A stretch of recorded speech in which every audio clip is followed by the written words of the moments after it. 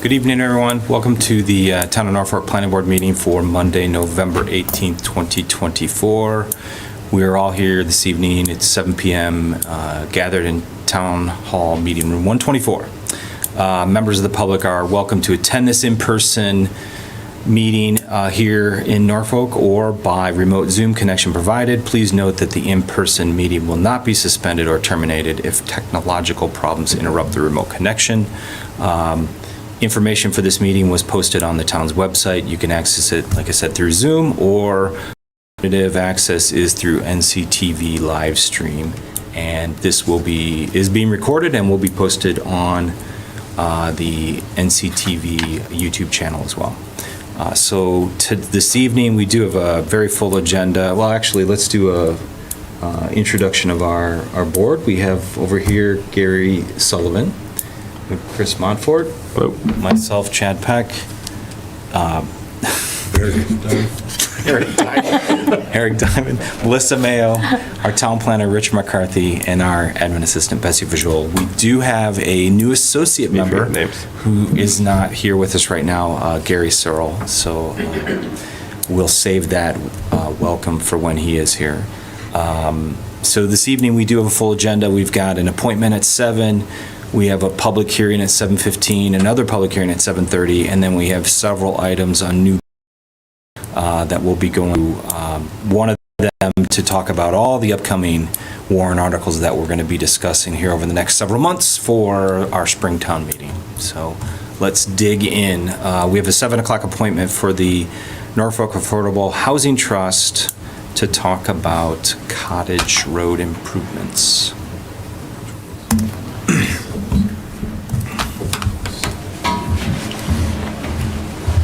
Eric, why don't you sit? Yeah, I'll sit in. Go ahead. Yeah, you guys can sit in the comfortable chairs if you want. Yeah, Yeah, you can.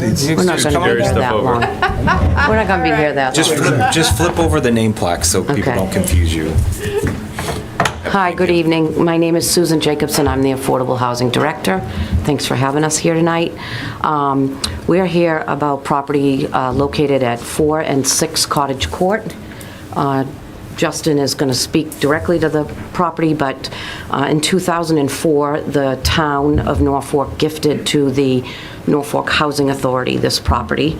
The expectation was that they could at some point provide some type of affordable housing in this particular area. That has not happened to date. They are interested in giving this property, deeding this property to the Affordable Housing Trust for the creation or preservation of affordable housing.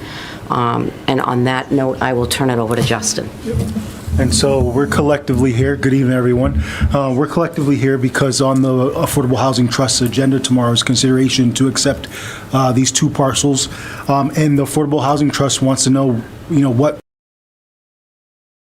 plan, or one of the questions that we had was, would the planning board be open to a roadway improvement plan for the 2 lots on Cottage Court? I think that's really the most important question for the Affordable Housing Trust right now. There's been other discussions about potentially merging the parcels, because it's within the floodplain. But we just want to know what options are available to the Affordable Housing Trust as they make a decision about that property moving forward. So what you see is just the aerial image, just to give you in terms of reference where it is in Norfolk, which is right on the Franklin town line, which is this line here is north and south is the town line. This just brings in, zooms in a little bit closer. Now you see the addresses. This is 4 and that's 6 Cottage Court. So we're not looking at the property that's got the arrow on it. No, that's actually that's actually somebody's home. Okay. Which they live there now. And then as Cottage Court goes to the right-hand side of the screen, that's Army Corps of Engineer property. So that's not going to be any future development in terms of where it goes on that side of it. What's at the end of it? Is it a hammerhead or a cul-de-sac or nothing? No, it just dives into nothing. Okay. And this is a street view from Google. It gives you an idea. This is here. This is gravel, and then if you see way in the background there, that's 5 Cottage Court, at the end of Cottage Court. There's a house here, which has a separate, their own driveway coming on to Miller Street. And then there's another house that's over here, which they blurred out in the image of the house that's over there. And then this plan is, which we just discovered today, which is great, good news. Went around the whole world and found the plan in my own office, so, but that was, I didn't, truth be told, I didn't know he was looking for anything until yeah, today. so anyway, that's the inside baseball, you probably need to know that detail. But the value of this plan is that it was looked at back in 2005, which at the time, the property was held by the Housing Authority to potentially create housing options on 4 and 6 Cottage Court. Interesting enough, in looking through the file, back in 2004, there was an attempt to actually accept Cottage Court as a public way, which did not happen. It is not a public way, was not accepted, and they went so far as to put together an acceptance plan. And I think that was kind of the early, although now it's 20 years ago, but one of those early attempts to try to accept some of those unaccepted streets in terms of what they were in their present form. That did not happen. So as of today, it's unaccepted. It's a private way. But this plan at least demonstrates possibly how something could be done on the property. So tonight, as you can see, none of this materialized back 20 years ago. So like as Justin said, and Sue, is to see if the planning board would be open to, would be a roadway improvement plan similar to what you did on MacArthur Ave not too long ago, and what that would look like. And of course, obviously, DPW and public safety would have to weigh in. And in terms of the plans that were previously done, Because we may sell. both companies are no longer in business. Okay. So the plan work that you see, it's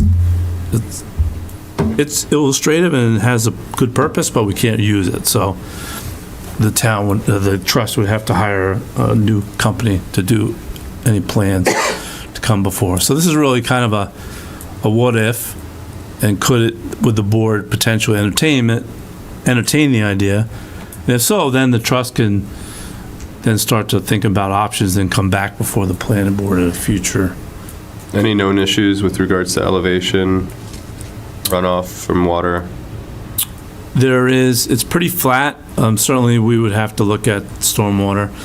There is floodplain to the rear. Yeah, where it gets to Mill River. Yeah, where this lot here, if I go back, this lot here is within the floodplain. So a large part of it is within the floodplain. Now, there is some area that's outside the floodplain on that lot, potentially available. Of course, if you do build in the floodplain, it's not as if you can't build in the floodplain. It's just got to keep the house out of the floodplain, so it may be a situation where something was built up. Right.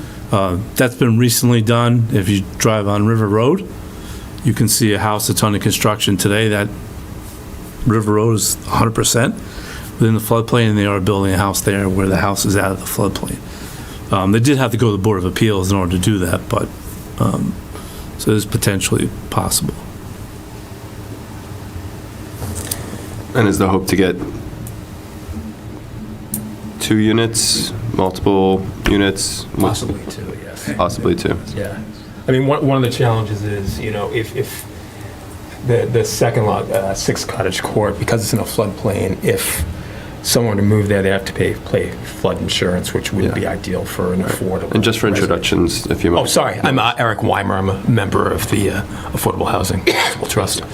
And just to let everybody know, we may, if something is allowed, we may sell the property, and we may not require an affordable unit go there. What we would do is we would take the sale money from that property and put it in our account, and with the hope of being able to buy something. So Right.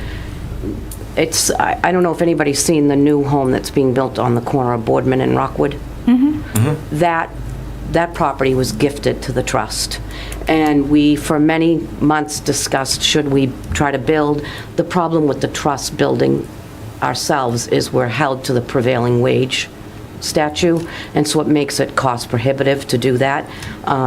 So in that situation, we put that property out to bid to sell it and to take the money again, in the hopes that we can purchase something or put a project together. So this could go, maybe if we were fortunate and we could work with a developer and maybe get one market rate unit, one affordable unit.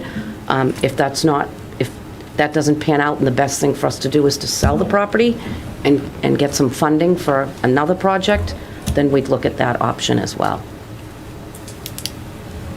And so your request for tonight is to understand what's our intent to do with the road, for the most part? Is that right? Well, maybe what, Not necessarily the no, road. more that, would you entertain us putting together a road improvement plan Gotcha. and Okay. coming back to this board with that? Okay. Yeah, I just wanted to understand what the ask was for tonight. Okay. So for instance, now MacArthur Ave is a little bit different situation though. So was, in that case, the town was desirous to have that become a public way because we didn't have, with that plan, it gave us a hammerhead turnaround public Right. way. Right. Which obviously, and that's going to become as a public way. This is a little bit different situation, so perhaps it's public, but it may just be a private way. But if it were to be a private way, it would probably fall similarly like the board did with, I forget the name of the ox pasture, you recall? There's two houses. There's one old farmhouse that's on North Street, and then there's a house being built, and then there's another lot off it.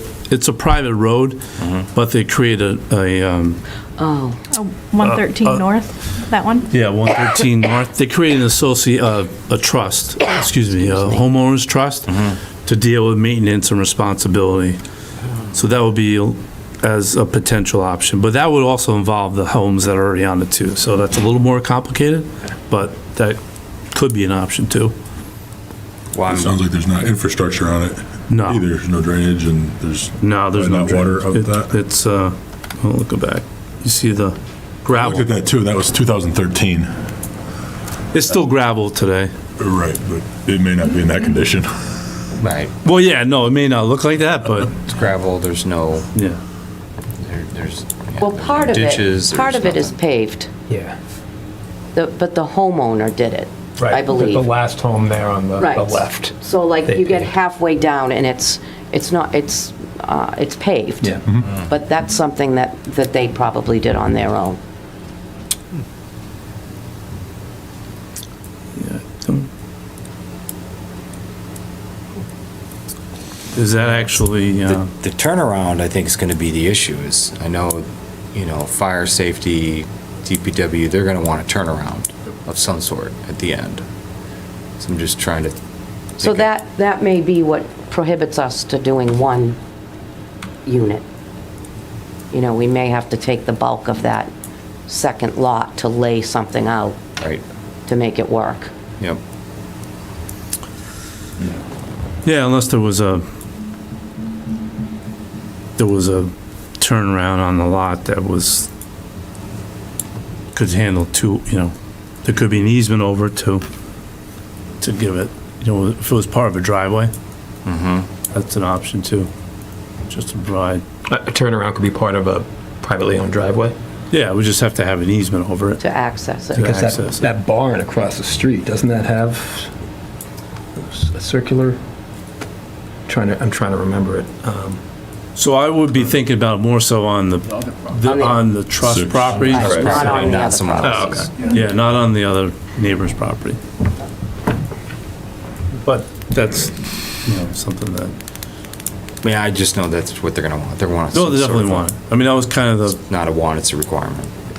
that became part of the discussion of the other MacArthur Ave that's never materialized. If you remember that one.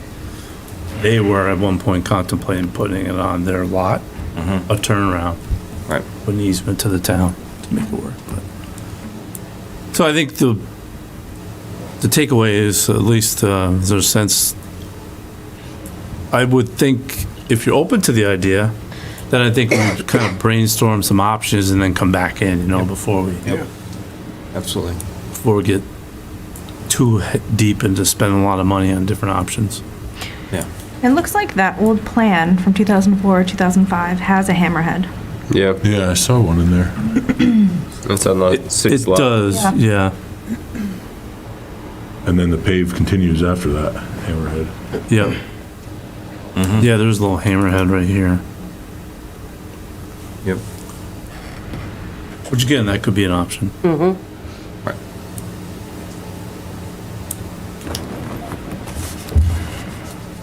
So there's a possibility? Yeah. Yeah, absolutely. Do we have to vote on it? There's no vote. No vote. Just asking. If you go like this, Yes. a good idea. If you go like this or whatever, you know. This is good. It's a great idea. All right. Well, you don't have to go that far if you don't want to, but that's, I'm all for affordable housing. all right. Yeah. All right. Now it might be there or it might be selling it to No, create no, a. no, I get it, I Okay. get it. Right. In the big picture. Excellent. I'm for Just so- empowerment of. Empowerment. Okay, there you go. Super. Thank you. Thank you. Thank you. Okay, thank you. All right. Thank you. Go back to. All right. So we will, I guess, get started with our public hearings. We have whenever Betsy's ready. Yeah. We'll start our public hearing for 262 Dedham Street. Alyssa, do you want to read that in? I would love to. 262, right? Yes. 15? Yep. All right.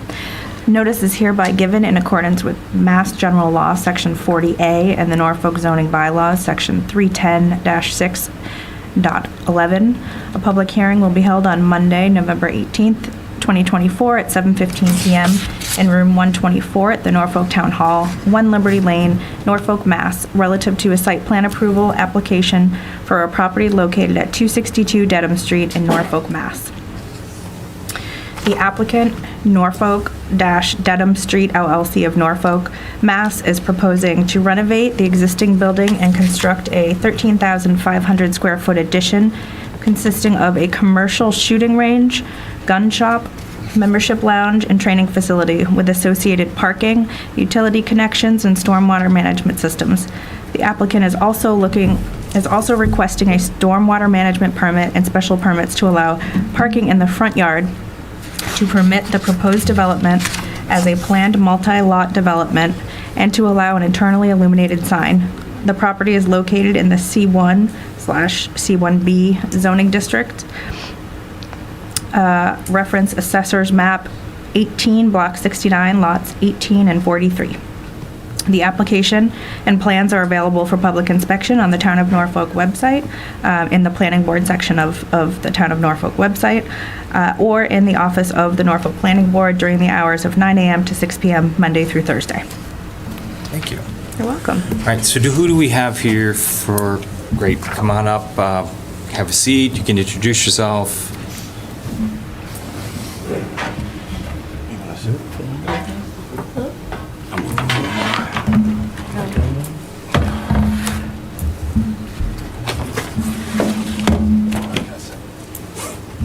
I like a comfortable seat. I'm gonna sit down. You can have a comfy chair. Oops, Rich, you gonna sit Go in? through this and we can have him in December. What's that? We can have Phil in December then. Yeah.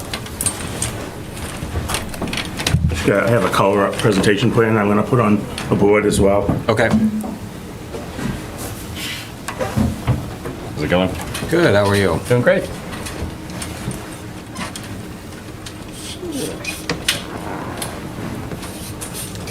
Well, I'm Joe Crowley, Sean Hello. Crowley, Brookside Shooting Sports. in case the curious.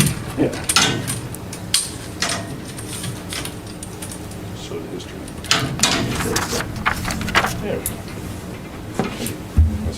Yeah, you can sit there. I'll sit here.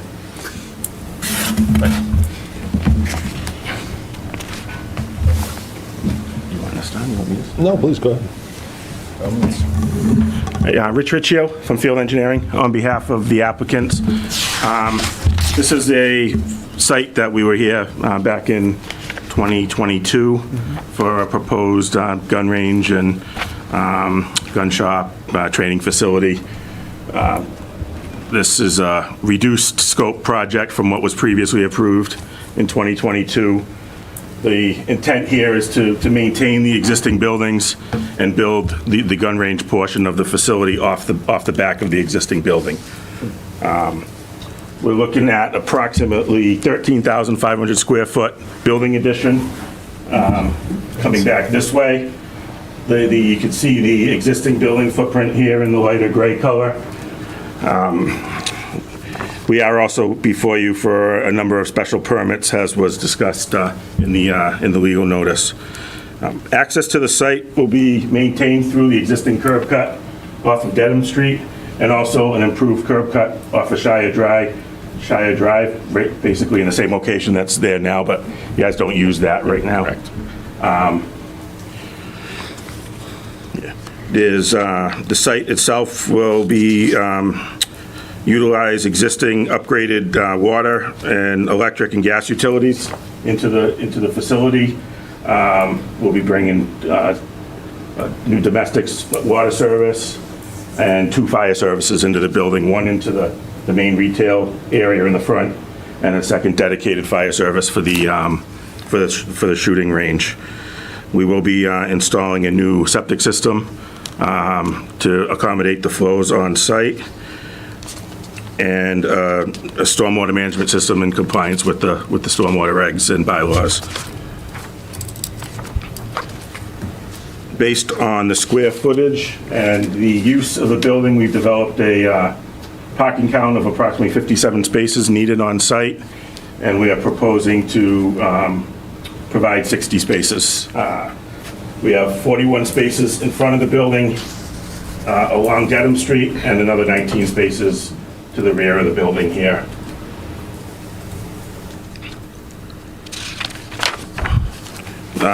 Briefly on the stormwater management system, we're proposing a subsurface recharge system under the parking lot in the front to handle the paved parking spaces. The majority of the building itself will go to a surface infiltration basin behind the building. And then we're also proposing a constructed wetland area in the front of the building with plantings to take the overflow from the recharge system prior to discharging to an existing structure at the intersection of Dedham and Shire where the stormwater currently goes, basically this whole area. We have a peer review back from Beta on our initial submittal. We had a call with them last week to go over their comments.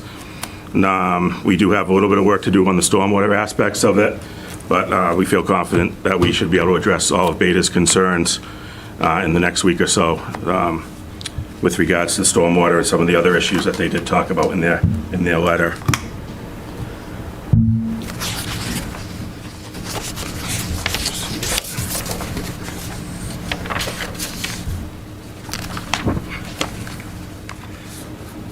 We did provide some traffic counts for the increased use. It's a slight increase in the number of traffic trips per day from the existing use overall, and those trips would happen at off-peak times from the industrial use that's adjacent to the property. And we did submit that as part of the application, which was also reviewed through the site plan review through Beta's review. I think that's basically describes the site. A couple more points to it. Yeah. Just let them know. Good evening, Chairman, members of the board. My name is Dexter Preston. I'm the project architect with PDA, which is the design entity of the design build contractor, Dacon. I wanted to mention a few points since we haven't seen you in 2 years, 18 months, like that. This project obviously is maintaining the same amount of firing lanes as the previous project. We obviously are reducing the scope of the retail portion, but still maintaining the training portion. So we really want to make sure this goes forward fully, but we are maintaining the same amount of stalls, firing stalls. That's that justification for the... Remember the number? Total is Well, it was 5, but it was 24, now it's 25. I'm staying at 25. And what's the yardage? 25 yards. They'll now be all at 25 yards. We're breaking that into a number of, a section of 8, 6, and then we're actually going to introduce in this project a duet, which is kind of a double suite, and then a single lane as well for private use. So that's the new addition to this design. For the building itself, it is maintaining the retail component and mercantile component of the existing building. And then we are separating from the range as a new standalone with a 2-hour firewall, knowing that the range use is an A3 occupancy. So we want to make sure that the building itself doesn't change as a mixed use, and we're not having to upgrade the entire building, the existing building, to meet the new energy codes. That's one of the reasons that we want to make sure we dedicate the firing range as a new structure and we maintain the existing structure as it is. So you'll see in our code summary as we progress forward to permitting, there's a differentiation between the existing code cycle as well from the new code cycle for the range itself. Just want to make sure that's brought to light, since it is going to be a difference from our previous design. Other aspects of design will be the upgrades to the overall design for the front yard. We are bringing as many points from the previous design back to bear on this project.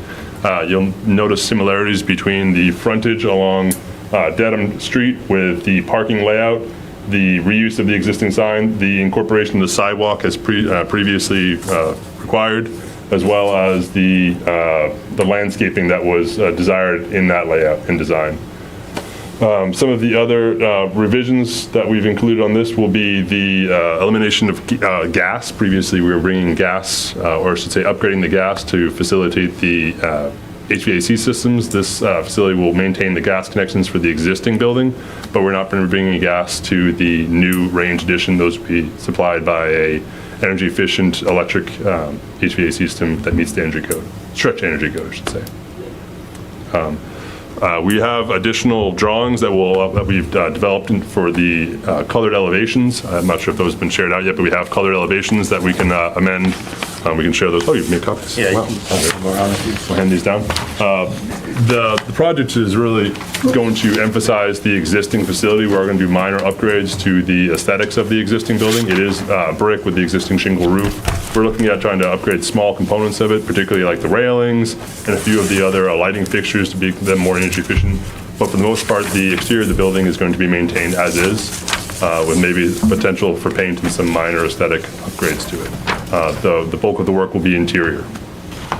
For the range behind, given the nature of the building, being a firing range, we want to make sure it is not really adorned heavily. It's kept to be as kind of the low impact as possible, and that's why it is going to be an eave facade structure, which will have a medium texture on it. Previous to the last iteration, we'll keep it as a kind of a generic color, or I should say a low neutral color. Yeah, neutral color. Probably more of a precast type color to allow it to kind of be less impactful from the streetscape and allow the existing building with the sloped roofs be the focal point from Dedham Street.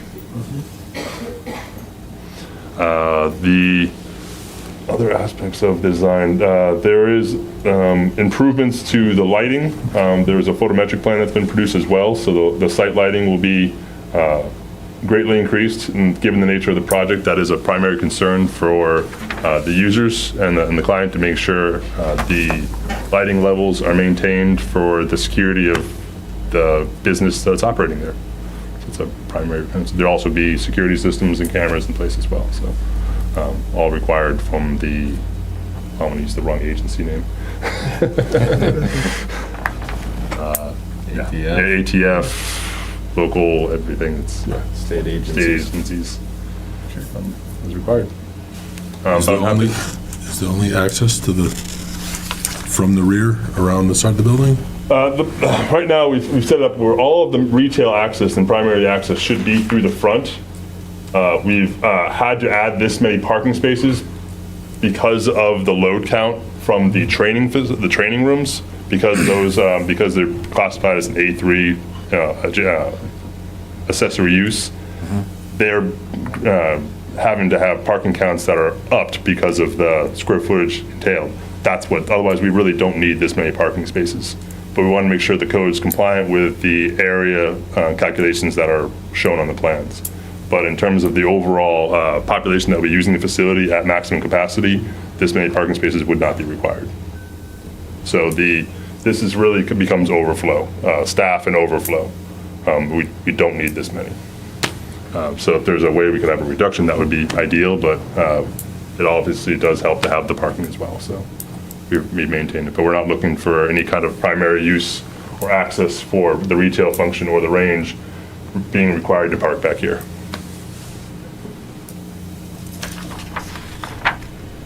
That's it. That's, anything other primary items that we can review? I know there were some ideas about having to address the screening of the dumpsters. So we've made some changes to that to show a fenced area around those, an enclosure. That will be in the amended plans rather than just a landscape screening, so that we made that change. The access to the roof has also been updated. We're not going to have a large ladder on the back side of the building anymore. We've moved that to kind of a lower ladder that is tucked in behind the building. That's been a design update that we've made to lessen the visual impact of the stairs that go all the way to the roof as well. We've made some revisions. I believe those actually are shown on the colored elevations you have there. We no longer have that stair in the back. So the stairs have been kind of a turning stair at the back corner here. We do have a slight addition off the back of the existing building, about 13 feet wide with a low roof.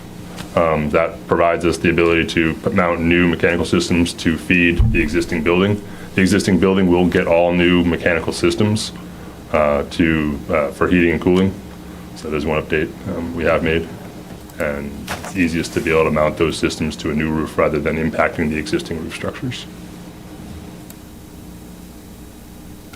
Have you talked to the fire chief about this yet, or have we? Not personally. I did reach out to fire and police. I didn't get a response back from fire yet. Okay. Police said they had no issues with the plans as they sat, but I will make sure we stay on the fire chief as well. I don't believe they did submit any comments to internally as of last week, so. I haven't, yeah, No, we haven't seen haven't. anything yet. I'll make sure we have some more, hopefully, feedback from them before our next meeting. It is good. It is important to address that the existing building is unsprinklered, and we will be sprinkling the entire existing building. That is a modification being made to the existing building.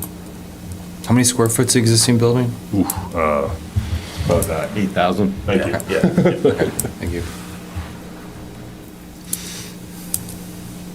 The basement as well is not going to be utilized for any kind of public use, but is existing to remain. There's a basement structure underneath the other portion of the existing retail space. Say that again, so there's a basement There's a structure you basement said? down here. Okay, Which is staying as is. Okay. There's not going to be any public use or functions down there at all. It has a means of egress, it has a stairway internally to this egress point. It does also have a bulkhead egress. okay, There's no occupancy down there. okay. And we're maintaining the ramp, the existing ramp. We're actually going to enclose it with a shelter to protect the existing ramp that goes to the basement from water infiltration. Okay. Right now, that is a difficulty on the site for water intrusion into the building. So we're going to change the ramp out and address that. Okay. I know acoustics were a big concern for Yes. the adjacent neighbors. How are we addressing that? The design of the building envelope for the range has remained exactly as it was. We have addressed the acoustics with our consultant that did it last time and addressed and spoke to the board. So the design has maintained the same assemblies, the same wall and roof assemblies have been maintained. We are, of course, looking ways with new materials and new products to be able to see if we can modify those, but within the same acoustic values. Okay. Or I should say the acoustic performance. Yeah, I would anticipate the same attachments to the permit, the conditions that addressed the noise previously would be carried through with the new permit. Does the new layout encroach any closer to the I do want to make that. neighbors, or is it same layout? No encroachment to the neighbors. Want to show the Yeah, this is original? the original design. We actually were closer to the. The range was further back to the back of the property, which I believe was the closest to the real sensitive neighbors that we had. If you use this line as a reference, that's this line here. We're now. So everything is pushed closer to the street, to the front of the property. So we'll benefit from some distance as well as the building construction when it comes to the noise issues that were brought up at the previous meetings. As well as elevationally, we are now at what was considered the lower level, the existing floor elevation of the retail facility. It's all one level. Previous design was 2 level, and we were actually building the range on the 2nd level. So it had a more of a line of sight impact to those other neighbors when we no longer have that. Now we have an elevation change between the neighbors and ourselves. Nicely done. Should we improve it? One thing we discussed last week at the meeting was, which included Bob Bullock, the building commissioner, they will need to go to the Board of Appeals for extension of the non-conforming structure. Yeah, I wanted to can we just touch base on that briefly? Sure. I could probably show it better on this plan because this setback line here is 50 feet. The setback off of Shire is 35 for the PMLD for the front. So it comes across this is all structure. This Yep. is the wall for the ramp. I thought when we were talking about it at the meeting, and I might have been mistaken, we were more concerned that the major building was being extended as well, but So the existing building is in the setback already. And we're not increasing the size of that We are not increasing the size of the existing building into the setback within area. the setback. It's not within the 70, Not on Dedham Street. and what about Shire? Shire, it's 35. So it's a corner lot, Yes, so you have 2 front yards yes. of that, so it's, So the way I read it, it's 70 along Dedham and 35 along Shire. yeah, it's 75 on both. 75 volt. Is that line 65? This line here is 55, you said? That's 50, and this was the 30. So 75 would be about here.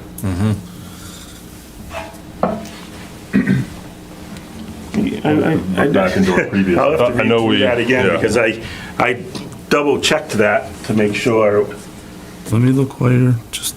We would have had because it to, was under the PMLD section of the C1 that would have been the same, zoning. that would have been the same issue with the previous design.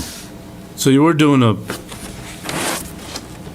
in the previous design, you were tearing the building down Right, full demolition and rebuild. and rebuild. Let's take a look at. 75 feet wouldn't have.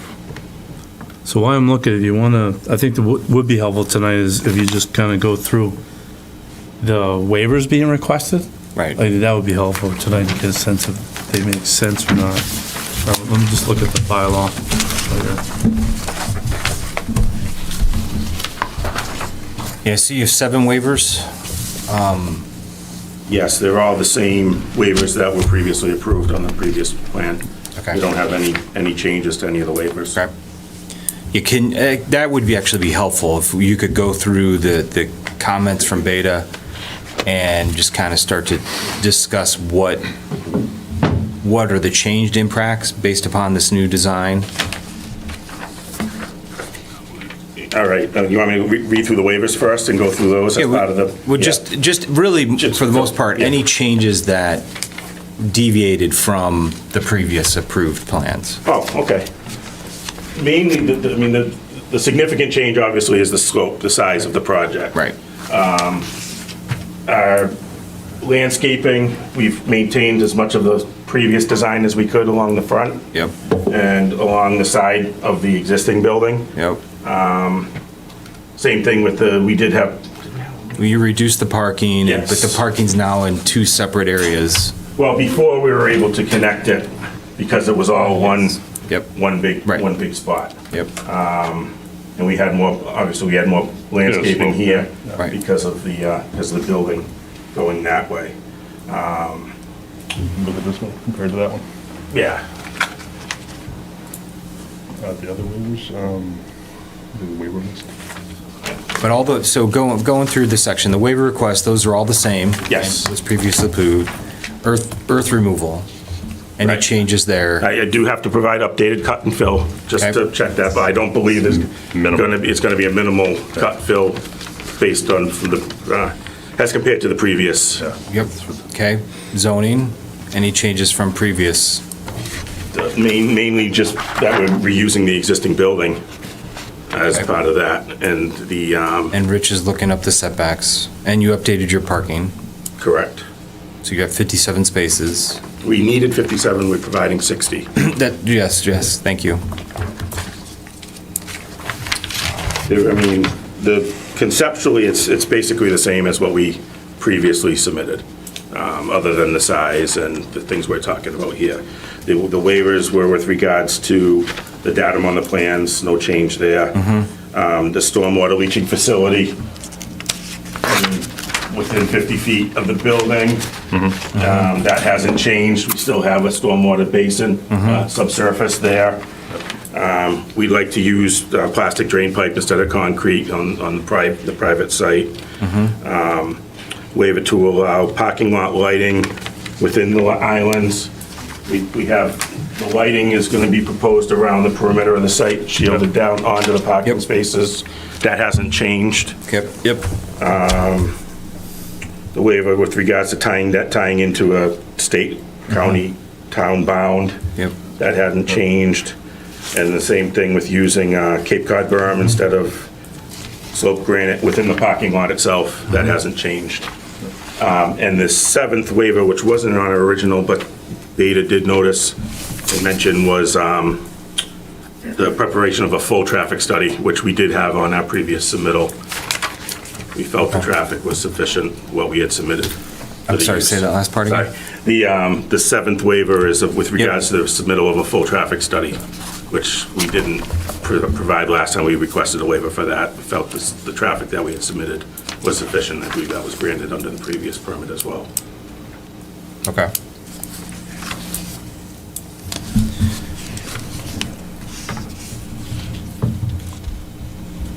Rich, did you find what you were looking for? Yeah, so I'll double check in with Bob, but you very well may be correct that you don't need to go to the ZBA, because corner lots is one of the ones that it's exempted from in the C1, Yes. so. It does, J1 yeah. statement said 70 and 35 from Beta. Was that? J1 said 70 and 35 were the required setbacks, which it meets. yeah, look at J1 on the beta report. Phil had it in there, I guess. Eric found it. Says show required 70 and 35-foot setbacks measured from the frontage line of any street or road for corner lots. Note existing building to remain and is non-conforming. Yeah. So, I can reach out to Bob again and get clarification on that, because that's really Yeah. would be his Yeah. call if we need to get a special permit for the pre-existing non-conforming and then just, structure. yeah, and then note it on the plans. Yeah. But I think we're covered with what we've I got think shown. you very well may be Thank you. covered, and therefore, if that's the case, you don't necessarily need to do the PMLD either, so, That'd be ideal. even though they applied for They it, so already- they may not actually need it, so, Okay. Just tried to keep it as close to the original submittal as we Yeah. previously did. and actually, if you don't need a PMLD, it's probably better, because it's a lot more work. Yep. Excellent. Okay, and you had mentioned you had a good call with Phil. Yes, You've got comments back from him. You're working on that over the next few weeks. probably And- response to him before Thanksgiving. Okay. So with the hope of being able to come back to your next meeting in December with a clean bill of health from Phil at least, and Yep. if there's any comments that the board has tonight, we'd make sure we could address them before the next meetings. Can we do monolithic berm instead of the Cape Cod? Betsy did send the plans to the design review board. We haven't heard back yet. Okay. But they intend to hold a meeting and give comments, but by the December meeting time, their time to make comments will lapse, so By the entrance over there, those black orbs are plants? They are now. We're actually going to be replacing the enclosures around You're talking yep. these here? Those black bob? Yeah, those were gonna be some arborvitae, but we're gonna do a screening fence around the dumpster instead. Okay. The dumpsters. I'd there. recommend continuing plantings down that street instead of just having grass. It'll help, one, with the acoustics, but two, also from the curb appeal. Kind of, that's not the better looking part of the building. So do you mean like in front of the parking lot there? On this- Right along that planned south side. And even And then further- continuing and further, continue yeah. further down Yeah. between the road and the parking lot. Correct, Yes. This that- way as well? Yeah. Like mimicking what we had previously? correct. Yeah. We can do some shrubbery like we did before, that's not. You flip over the plan, what was it, because I think it was, right, Chris? Yeah, It was- yeah, yeah. Yeah, There was parking along there, that's why. It was- Yeah. but you had shrubbery all along, yeah. These were, this was a row of arborvitae, and these were the inkberry shrub. Yep. And then on plan west of that, we had something that we were looking to do as auditory mitigation for the adjacent property as well, right? That was due to the distance as well as the height. Yeah. So neither of those are part of this design. Okay. Okay. And the abutters were noted of this public hearing? they were notified, yeah. Is the HVAC in like, open, or is it, how is it? In Oh, it's terms a- of noise-wise, is it It's a concealed system. concealed? Yeah, it's for lead. It's a concealed system. Okay. So it's a roof-mounted structures, but it's obviously a concealed system. Okay. Is there any thought to constructing the addition with feasibility to add solar in the future? All projects have to have the required roof loads to accommodate solar. Yeah, so the existing roofs are not being upgraded to accommodate solar, but all the new roof structures have to have the Okay. required structural integrity for 8 pounds per square foot for solar conditions. That was the recent change to the stretch code Yes. this year. We just had one come back that they There was wish they one. had built it Right. for it and hadn't. But it's not intended at this time to have solar be installed on. No, they end up putting solar, and it didn't have the roof didn't accommodate it, unfortunately. So they ended up doing ground mounted.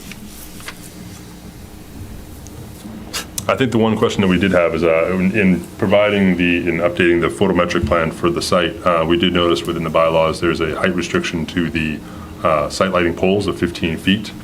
And I don't have the specific bylaw in front of me. But there was a clarification request for that bylaw to be able to allow for the extension of the overall height of the fixture to be at 20 feet. This greatly obviously reduces the number of fixtures required. We're still able to get the same amount of spread within the property lines and the amount of foot candles at grade, but obviously reduce the fixture count overall. So we wanted to make sure, we'll submit that as a request back to see if that's allowable to say the poles are 15 feet, but you're allowed to have a base that's 4 feet to allow for the actual fixture height to be a total of 20 feet off the ground. Remember total height for the property? The highest height? The gable, I can find that out for you in Norfolk. I don't think it's a 22.8. whole lot beyond what the No, current it's not. structure is. Right. Have that on my drawings, so I'll grab that for you. Let's see here, the highest point I have, oops.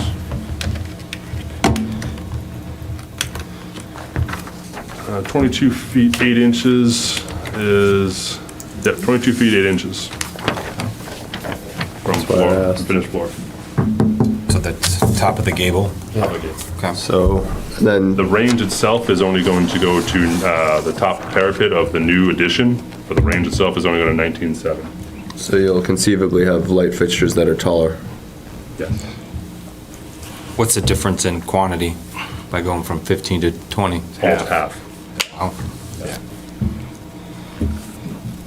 It may not be exactly, but it's significant. Yeah, it doubles exponentially. It's a tough one. yeah. I mean, for aesthetics and energy consumption alone, I mean, we're all these stretch laws and things that we have to conform to and energy efficiency codes, it would seem logical to that's- cut the load in half. We're still able to meet the energy efficiencies and all of the photometric requirements with less fixtures. So it seems like a logical conflict between the Right. energy stretch energy code and the bylaw. So that's what we'll be looking to request a, not sure if it's a variance. Yeah, well, that's, what would be the process for that? Well, You can't do a variance on a bylaw. no. Yeah. Yeah. Is it a waiver? We would proposed? have to update the bylaw, and that would have to get voted on at town meeting. If there was the We can't just bylaw say, yeah, written is go ahead and actually do very it. specific to the pole height. What section? You're We'll grab it referring- now, hold on one moment. Oh, I see what you're saying. Let's see, so it's in, tank section. No, it's in the regulations. Oh, sorry, it's in there, you didn't give me the whole thing. It's a regulation Oh, so section. we can't do that, right? So you can do that. Yeah. Oh, good. okay. Oh, okay. Would that be an additional waiver? Yeah. Yeah. Okay. Maybe a waiver. Yep. Waiver, okay. Yeah, lighting poles and fixtures combined shall not exceed 15 feet in height. Okay, so that's a waiver that. I think we would need to provide the photometric plan with the 20-foot and the 15-foot, just so they have enough information to. We've already done it for 15, Yeah, so it'd be yeah. easy Yeah. thing to submit. We've already have a photometric plan that accommodates the 15-foot height, so we'll amend that with a 20-foot height and be able to show the difference. Okay. That's not bad. And then you had mentioned you're proposing a 15-foot pole with a 4-foot base. Do you really need a 4-foot? I mean, why not just go with a As a larger way to pole? get to maintain the 15-foot as it's stated here, but allow the overall It's- fixture height. It was trade. Okay. I'm like, that's weird having a 4-foot base, but okay. I get what Well, you, often industrial facilities where they want to I've have seen it be a them- bollard and be protected. right, then it's protected, right. Yeah, no, I get it, but yeah, But in these this lights, setting, it's a they're little not odd. within parking areas, though. They're outside parking areas. The The light poles? pole locations? Yeah, they, They're, let me grab the. So my point is, if you had a, Are they? yeah, the original There's one, one. yeah, the original ones, yeah. They were all around the perimeter. around the perimeter, right? Yeah. And then there's okay. one here. Yeah. Okay. Yeah, I think it would be good to show the difference between the two, like you mentioned, just so we could see. So you, just to clarify, 20-foot light pole on a 4-foot base, or is it 20 feet from the ground? 20 feet overall. 20 foot overall. Including the base? Yeah. Okay, all right. Did you also? No, Yeah, go because ahead. I know your point. I think it's, aesthetically, it's, Yeah. No, No, we don't want the big base. There's no need. no. Nah, that would just, yeah. Yeah, so, well, Chris was alluding to, how high is the back shooting range? 18? 19.7. I mean, did you also look at, like, say, doing like an 18-foot or a 19-foot? I mean, so it doesn't exceed the height of the back building? I mean, I'm kind of splitting hairs here, but, I guess it would be congregant to elevation and where the building well, that's sits to true, where all the, right. Yeah, I guess so it all the doesn't poles really are matter. actually it's not a outside the building. linear. Yeah, I'm assuming the lot is all flat, which it's not. I mean, for the most, the front part is. Good call. Yeah. It does come down a little bit in Yeah. the front, slowly tapers towards Tedham Yeah. Street. I mean, Okay. so it's not gonna go towering above the structure. Okay. I'd be interested to see the light spread and how much of that could bleed over onto the adjacent properties. It's all kept within the property line. I actually can show you the photometric plan. I have it here. Real property is Eaglebrook. Yeah. Well, I meant the adjacent one. Yeah. Oh, Oh, you mean the liquor store? Oh, that's right. Yeah. Yeah, it's Shire and. That's right, Dedham, yeah. so- And then there's a straight hill that goes I up. don't go down that above way us. much. Yeah. It's the very last property before you leave town. Right. we'll submit this plan The back. spread wouldn't be on residential, it would be on commercial. Right, it'd be on the commercial side. Okay. And if you've been Which to the actually, if you Eagle Brook spread at some on the night, Eagle you Brook could- would be you could nice. use it. Yeah, Yes, I have. Yeah. It could use It's very the dark. Eagle Brook. yeah. I mean, Eagle Brook is very bright at night, because I look at it from the cameras at the shop, and they're really bright. But not in the parking lot. The front, But not the back parking lot. Yeah, the Yeah. back parking lot. Not like that. It's probably in your camera, but when you're in the parking lot, it's Doesn't feel dark. like it. Same with Nevados and all those. In Eagle Brook? Oh, where the back it is. Okay. Any board have any other questions? No, I think we know what needs to get updated. Okay. Do you have any other questions for us? No, I don't think so. I mean, I might, like I said, my intent is to get a full response to comments to Beta Yep. for the holiday next week, with the hopes of being able to get a clean review. I don't know what your date that you meet in December is, 10. the 10th, okay? What slot do we have open? We can do 7 o'clock. Okay. So 10th. Okay. Great. Okay. If there aren't any other questions, I would like to entertain a motion to postpone the public hearing. Continue. I'm sorry, to continue the public hearing until December 10th at 7 PM. So moved. Second. All those in favor? Aye. Aye. Those opposed? It was unanimous, Betsy. Thank you. All right, thank you. Thank you very much, and happy Thanksgiving. You Happy too. Thanksgiving. All right, we'll let them depart, and then we'll get ready for our 7:30 public hearing for 242 Dedham.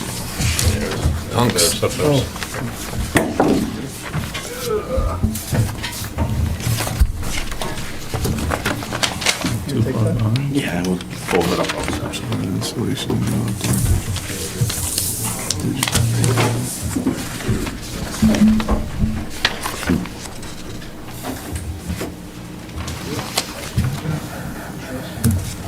No, that was here. Thank you.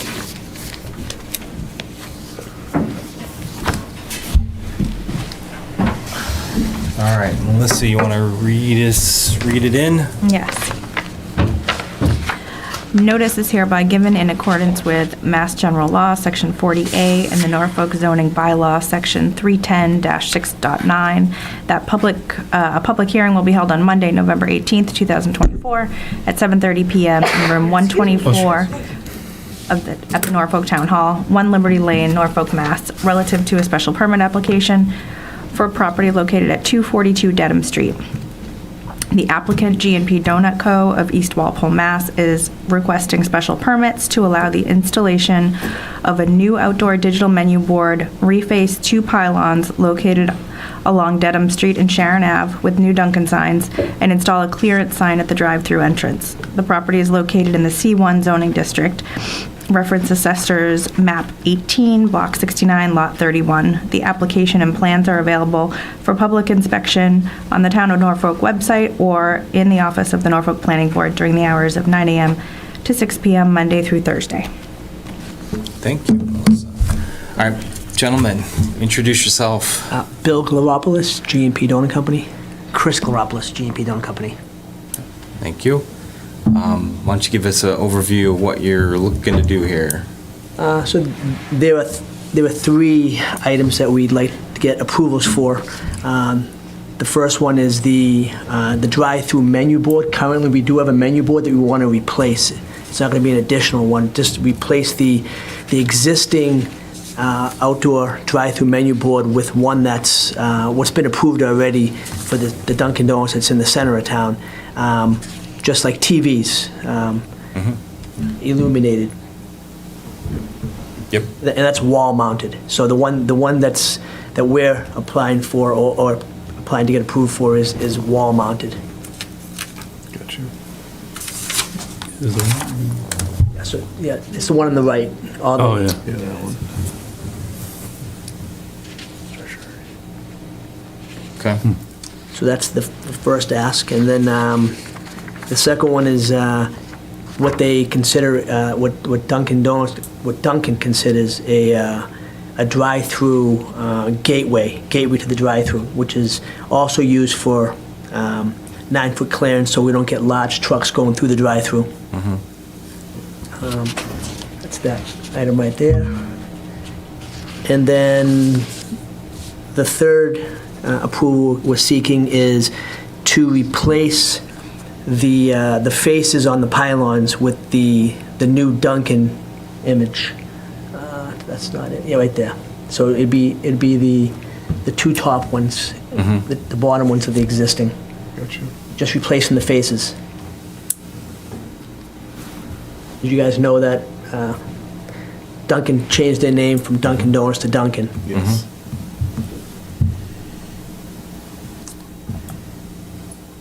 Yeah. Seems pretty straightforward. Yep. So for those that are born now, they'll eventually they'll be calling it Dunkin'. Except for us older people, we'll still be calling it Dunkin' Donuts. I still remember the guy who's, time to make the donuts. I know, right? Right. The iconic mug. The counters. You don't look that old. I'm aging gracefully, thank you. That guy was great. He was. I remember those commercials. All right. So we want to start with so we have a special, they're all special permits, right? Yeah. They're all special. So it's really 3 asks. So let's start with Or close the hearing first, right? well, yeah. So that's Well, right. yeah. Any comments from anyone online? Nope.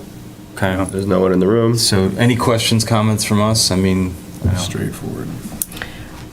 So for Sharon Ave, that is commercial, right? We've had that one before us previously. Yeah. Just thinking for the illumination. Doesn't seem like there's any issues around there that would bother anyone. And they're actually the abutter to the rear. yeah, they're That's like plenty of stuff there. Yeah.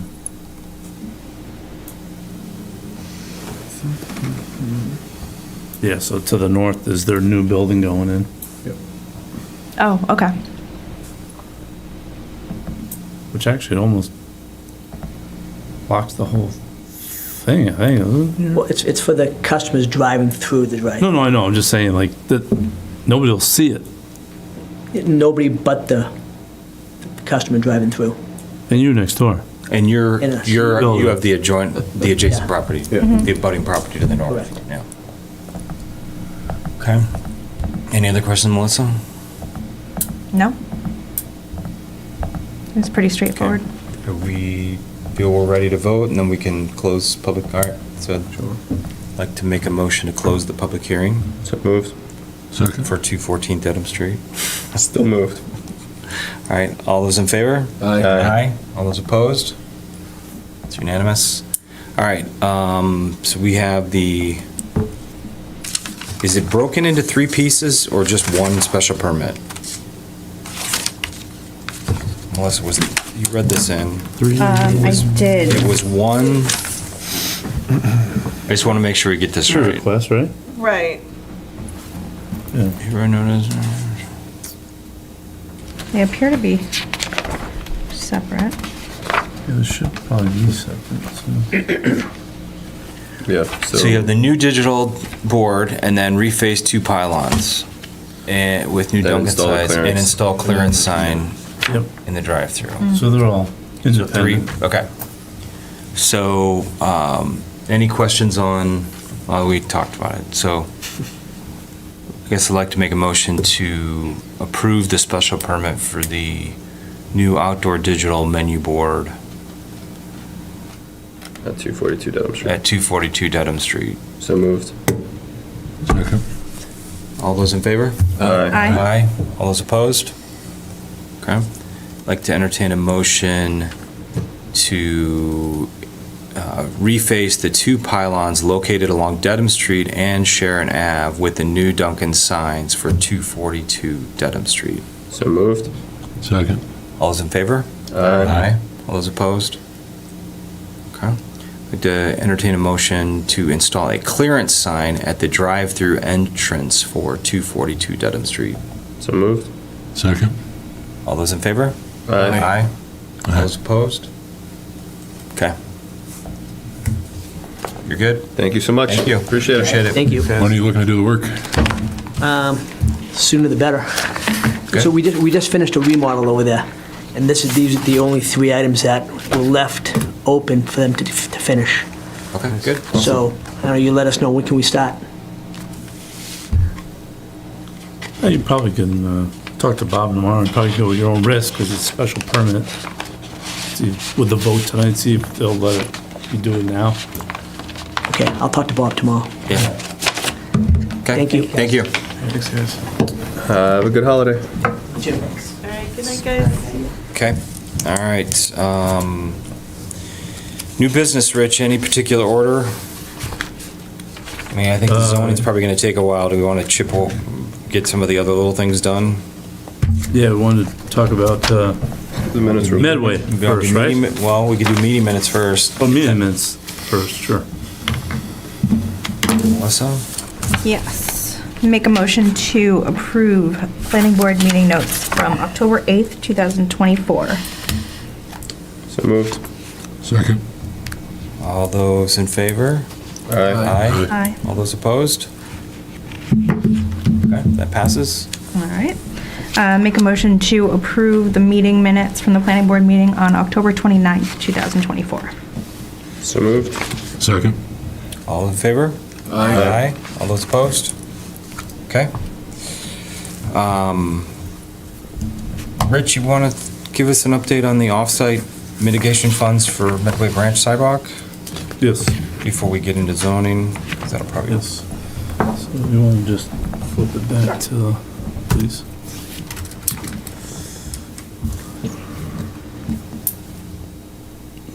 A sec.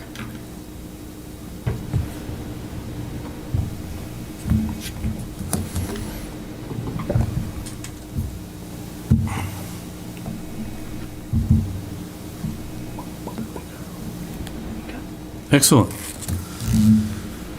All right. So what I have illustration is, this is a map that the Metropolitan Area Planning Council puts together for our region in terms of projects, trail projects, walking and cycling trails throughout the region. So I wanted to show you this one first to give some context to what we'll be talking about. So we're zooming in. This is the area here in Norfolk. Yep. And as you can see, there's other trails and walkway paths that go off into Millis drops in here, out by the rink, ice skating rink. And I'm gonna zoom in a little bit more as we go through this, but which eventually there's shared use path bikeways over in Millis, over in Medway. So the concept here is to take the old Medway branch and convert it to a shared use path for walking and biking. Medway branch is Medway Branch Road. Yep. This is the old abandoned rail bed.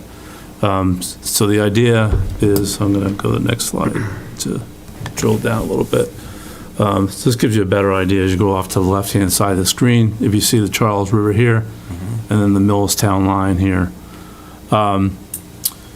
So breaking this down into multiple phases. So I just I'll bring it down to the request for tonight, but which is this red section. So the section between Barnstable Road and Tucker Road, there is no sidewalk, which runs right past the senior center currently. Right. Right. So the request for tonight is to take the sidewalk, a portion of the sidewalk mitigation fund to apply for and design for a shared use path from Barnstable down to Tucker Road, which would be on the same side as the senior center.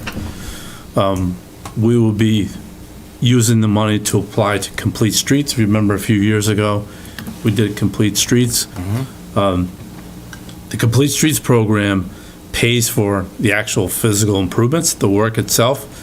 They don't pay for any permitting or engineering design type plans. So the thought was that, and this would be a portion of it, which would then, this section would then tie into the sidewalk that's right now a Medway branch, which is this purple, which is going towards Boardman Road. So there is a sidewalk there now. And I thought we would break this down in phases for a variety of different reasons. One, we do have an existing sidewalk, which is the purple here. We would attach that to a future phase, which would be a much larger project, which will be ultimately to go from Boardman Street down to the commuter rail, so the Norfolk commuter rail station. If you look at this blue where it's dashed here, this is following the old abandoned rail bed that's there today, and people do walk it today. Yeah, they walk it. You know, people walk it and people walk across the tracks, although, you know, that's, you know, okay, so to speak. But technically it's not, but they do it anyway. But, so what we would do is, as we approach a future phase, would be to have discussions with the MBTA to actually put a walking and biking path that people could use and get to the commuter rail station in a much Grade safer or- way. Huh? Oh, at grade or? At elevated? grade, yeah, it would be at grade, in a much safer way. And then on top of that, that same discussion will include when they get around to doing the upgrade to the Norfolk station, which at some point they will get to, because to comply with EDA, it is on their list, but it's probably pushed out even further. That then it would get incorporated into that, whatever they do in terms of station improvements.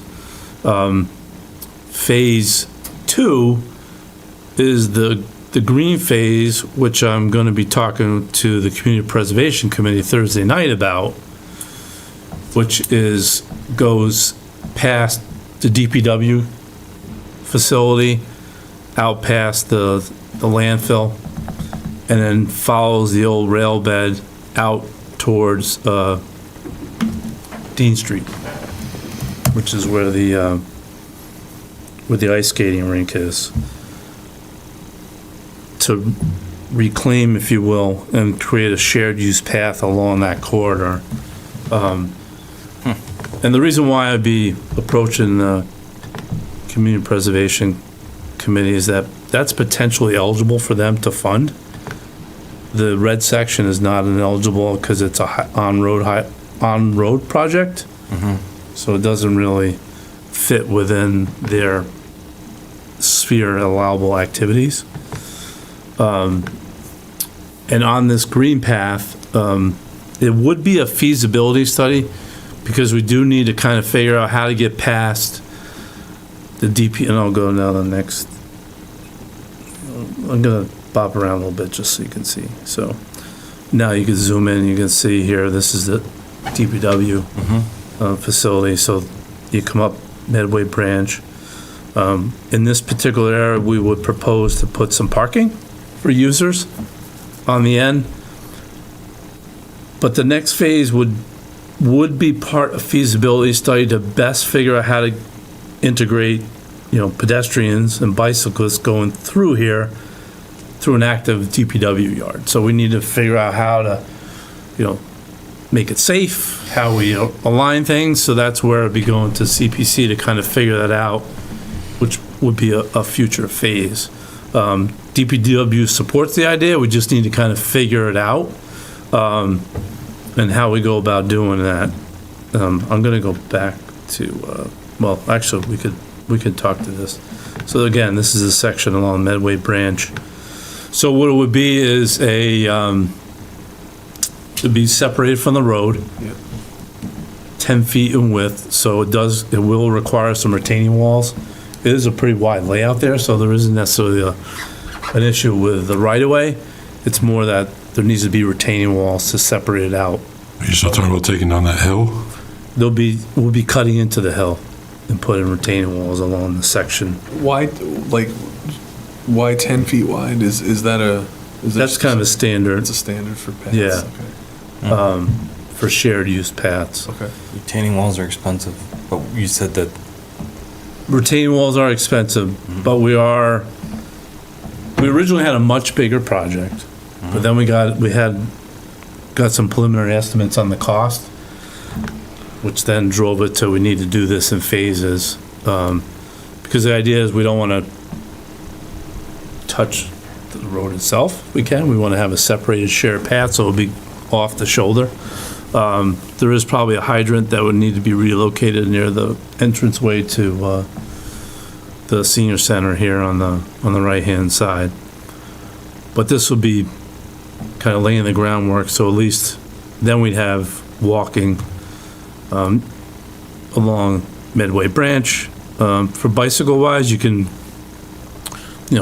users could bike on the shared use path, but you have to come back to the street for now, before we can finish the whole entire project. Got monument signs, too. Yeah. The senior center's got monument sign walls. Yeah, we have to address all that. Yeah. So, I'll zoom back out. So this just shows you, so this is a more complicated project, obviously, because we have to deal with Eversource. I see that. Yeah, there's the Eversource right there. So we'd be going on the power lines. Now, I'm going to zoom back out, and the plus side of this, and why this all ties back to the master plan, is because if you see over here to the top of the screen, that's where River's Edge is.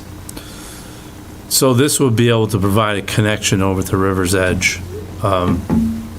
So that would be another future endeavor to do that. So now that is, logistics, how we handle that, because it is a private residential community, but they've expressed strong interest to be able to connect to town center. Where'd you say River's Edge is? Right here. It's a little weird V looking. Right at the edge there, you see my cursor is? Those are some of the homes on River's Edge. When we went there for the master plan community input meeting, you and I were there, Josh, right? I think it was just us that day. And we heard that a lot from the seniors over there. They really want to be able to get out and walk, and they can't because where they live, they can around their own neighborhood, but they can't come out onto that main road there because it's not safe. Right. So that could be a huge win for them over there if we could connect that and have a safe walking path, assuming it would be paved. There's nothing on Turner or Dean Street for sidewalk. No, so that would be a future, again. Getting closer and closer. It's even future out. Now, the huge benefit of getting out to Dean Street is that if we add sidewalk or along Dean, we can go River Road and we can get over to the airport.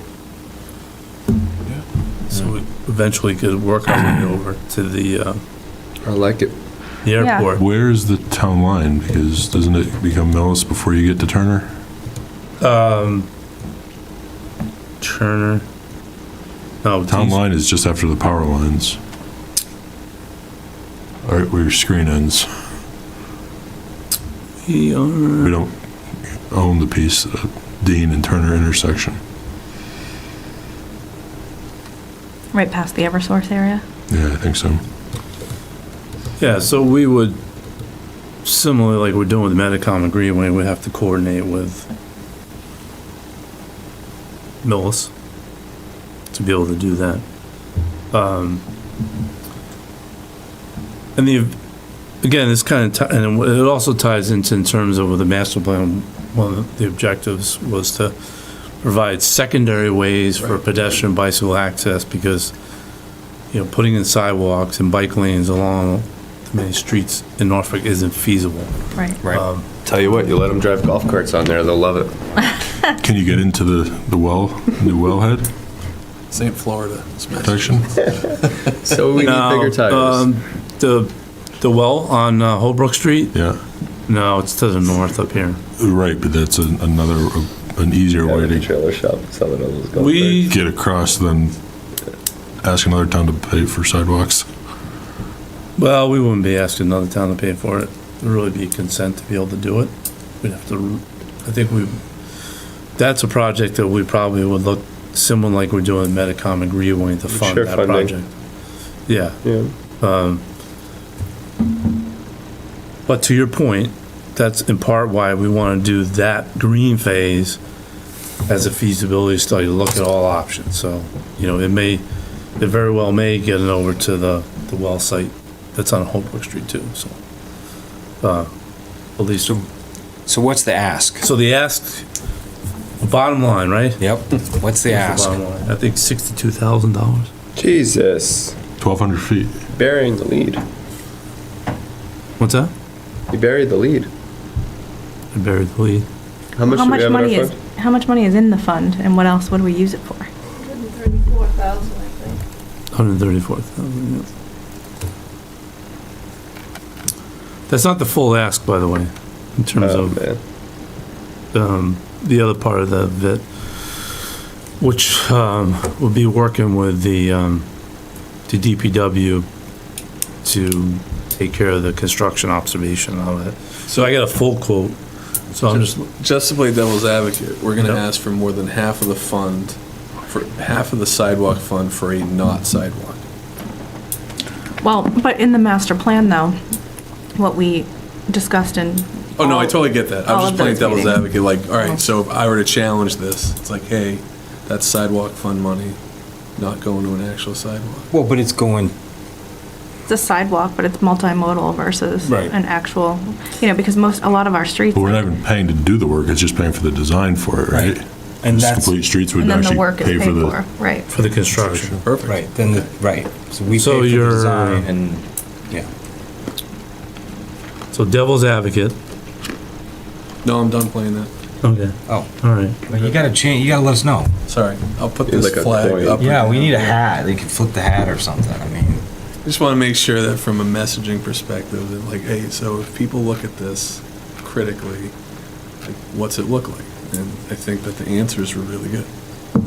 Did we recently get It's aligned with sidewalk the master money plan. from the lines with this. the Right. Lawrence Allows Street for the same sort of, project? it's not a That sidewalk that didn't go in? sidewalk by definition, but it's actually Lawrence something Street better. was through the development? Yes. Right, but they were gonna pay to not put in that sidewalk out? No, they're putting it in. But we didn't have an easement. They're putting in a portion of it. So they're putting it from the causeway up Lawrence Street and then a crosswalk over to Eagle Drive. So there's no money coming into the sidewalk funds for that? No, there's not. No, they're putting a sidewalk in. I mean, there may be other projects as they come forward that would replenish the sidewalk fund. Yeah, so 62, so as I mentioned, so 62,700 is to do the design and permitting submittal to MassDOT to fund the sidewalk. And the reason why it's up to $400,000. So it would be a full ask. What is up to 400,000? The ask would be $400,000 to fund. Construction. Construct. So that sidewalk, we had to work backwards to put it into terms of how much we could get from them. So it's 400,000 to do that section of road I'm talking about. But we would only pay the 62? Correct. Okay, So 62.7 gets you 400 gotcha. of sidewalk But it's, and path. how guaranteed is that? No guarantees. Like- No guarantees in life. Okay, that's what I'm, okay. Yeah. George I Foreman mean, is it's- guaranteed. Which we could be doing these Which I will, frequent even. which I will say though is that we have not applied for nor have we received any money from the Complete Street program. But they do fund it every year, and then if you get funded, then you can't go back for another 4 fiscal years. So Okay. so we're due. So what you're saying is we are due, we're due. but we do get this, then we're out for a bit. Yeah, okay. So that's why we had to kind of prioritize, like, does this make? We're due, but we're going into the doo-doo for asking for it. Yeah. There's no, I mean, like, what other priority areas of the town would require that sort of funding aside from this, right? There's no, like, I mean, we had a list of sidewalks from that study that Barry had showed us. We do, yeah. You could do complete streets anywhere. We had a whole bunch of them, they needed it. Yeah, you can, I know of one that rhymes with Smunion. Wow. Really? There Union? was a straightening the bridge I didn't say it. And by Camden my too. gut tells me that the design fee on that would be extensive. Yeah, the construction cost And was, then I the think, $1.5 million, if I remember back from the, Yeah. That was back then. that was then, not now. So this is a lot. Yeah, You get a lot of bang for your buck out of this. Yeah, and if you want to think about it some more, you don't have to make a decision tonight. We can put this on for the next meeting if you're not. I'm for it. Yeah, I'm totally for it. I say let's move. It's fine. When is the application deadline for? It's May. Are there any other requirements in this application that, sometimes when you submit these things, it's like, oh, you have to have X, Y, Z, and all these other things that would there be anything else in the town that we're not in compliance with that would prohibit us from being awarded this? That would be the ask, I would say, is maybe we delay this until December just to make sure we meet all the prerequisites. I guess that's a broader way to put it. Do we meet all the prerequisites so that I'd hate to spend this money, approve it, and then come to find out, oh, yeah, there's one thing that we don't meet. All right, that's a fair question. Let me look into that and then report back to you in the December meeting. Okay. Yeah, Since we have time. Yeah, no, I get it. You said it's due in May. May. I don't want to wait till the last minute, but No, we don't wanna- But we could wait a month. Yeah. Yeah, no, I can do that. Okay. All right. That sound good to everyone? Yep, sounds Just great. to make sure that we dot our i's and cross our t's before we jump Spend in. the money, yeah, for sure. Yeah. Okay. Okay. All right. What's next, Rich? Well, then we get into. Well, actually, I don't know. Do you want to tackle zoning? Or you want to tackle master plan? Just do master plan. Well, you had follow up on the town meeting and then master plan. Yeah, I just put that as a placeholder from town meeting.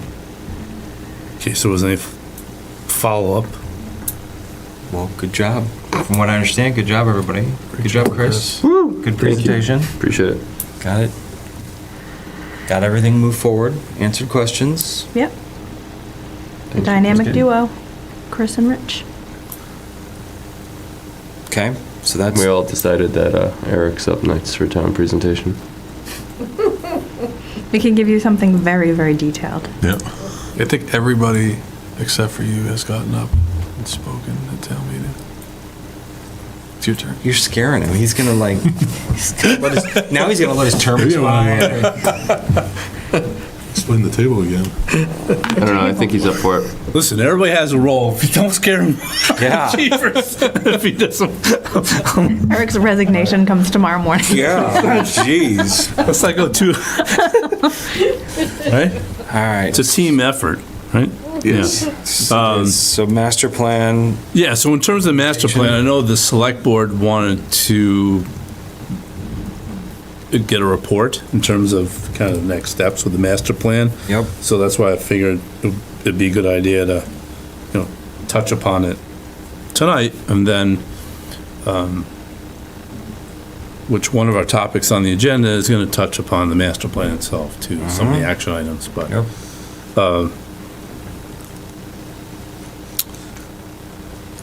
So I think the short answer is, one thing we kind of talked about a little bit during the master plan, but we didn't really, it didn't pop in here in terms of an action item,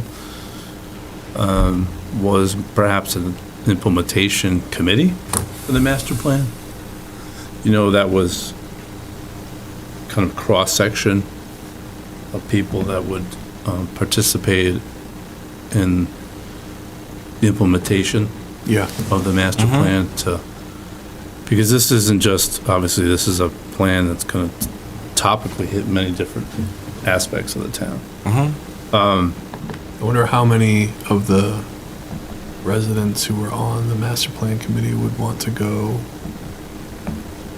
Like, I'm just trying to think, that's a great idea. Yeah. But town seems to be a little tapped out on people willing to join committees. You gotta put it out there. You gotta make an ask.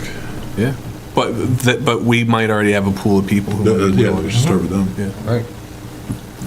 I mean, not to overburden the volunteer pool, but I will say I know in terms of when conservation gets into updating the open space recreation plan, that is going to be one of the asks that they do.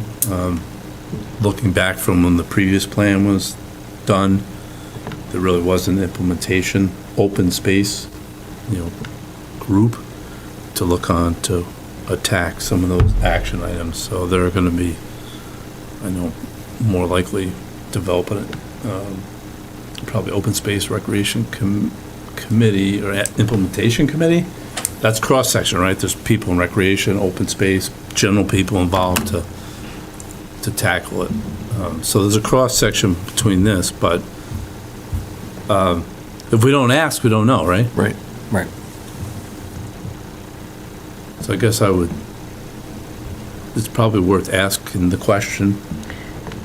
Yeah, I'm just wondering, so we were all so heavily involved in this, and now to give it to potentially volunteers that didn't work on it seems like it might just not make sense.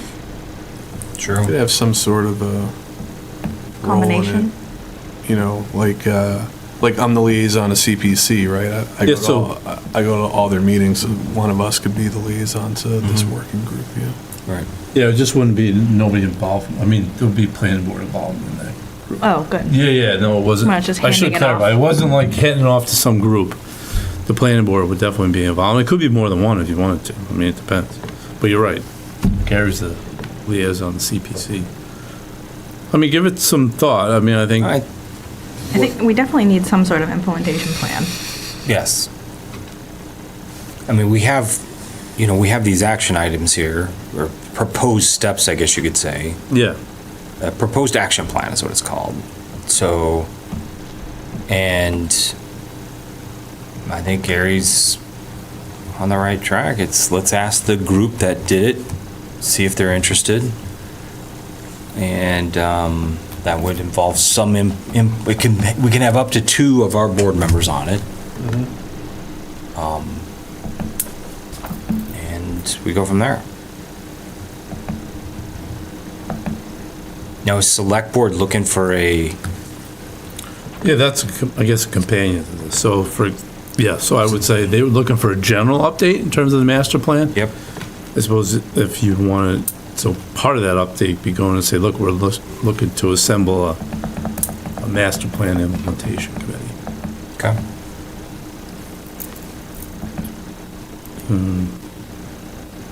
I think, Rich, you reach out to the committee and see who's interested in being part of it. We start there and report back at our December meeting and. Yeah. And even if they can't, they've already advocated for it once. So if they, hey, reach out to your friends, tell your friends or the people in your social network in town that this is happening. It's better than just putting it up on the website and hoping somebody reads it. And Good point. It's 3 and 2? 3 master plan, 2 planning board, 5? Doesn't have to be. Yeah, that's probably, you get more than that. It's hard to schedule meetings. No, I was thinking, Yeah, it doesn't have to be an odd number, I guess. Oh, well, let's see let's gauge the interest. Gauge the All right. interest first before we limit anything. Okay. See who's All right. interested. Okay. No. I mean, we wanted to have the committee really big before because we wanted to get as Sure. much involvement and input from, Right. to have a diverse pool. Right. This is a little different. It's like, we've done that, now we have an action plan that's spelled out. We need to make progress. Right, we need to move forward on it. Okay. Well, I'll talk to Carol too as well, like what is this, like, is this on its own, the standing committee, is this an ad hoc, like kind of the structural piece of it too, just to report back to. Okay, yep. All right. All right. So then we get into, wanna go with ADUs first? Sure, let's do it. How much? Waiting for this moment. So, are we going to go through all of the documents in there for ADUs? No, not necessarily. Okay. Okay, good. So the reason I ask is because there's a ton of information, Yeah. and if you want, I can just go through it all and then make a proposal at the next meeting so that we don't all have to go through it all in detail now. I support that. Better yet, Because just you guys are working on throw it some to other Chat things. Jippity. Jippity. Just go and have it do it. Who? You could. Chat GPT. Yeah, it's all that's how you public guys say information it? anyway.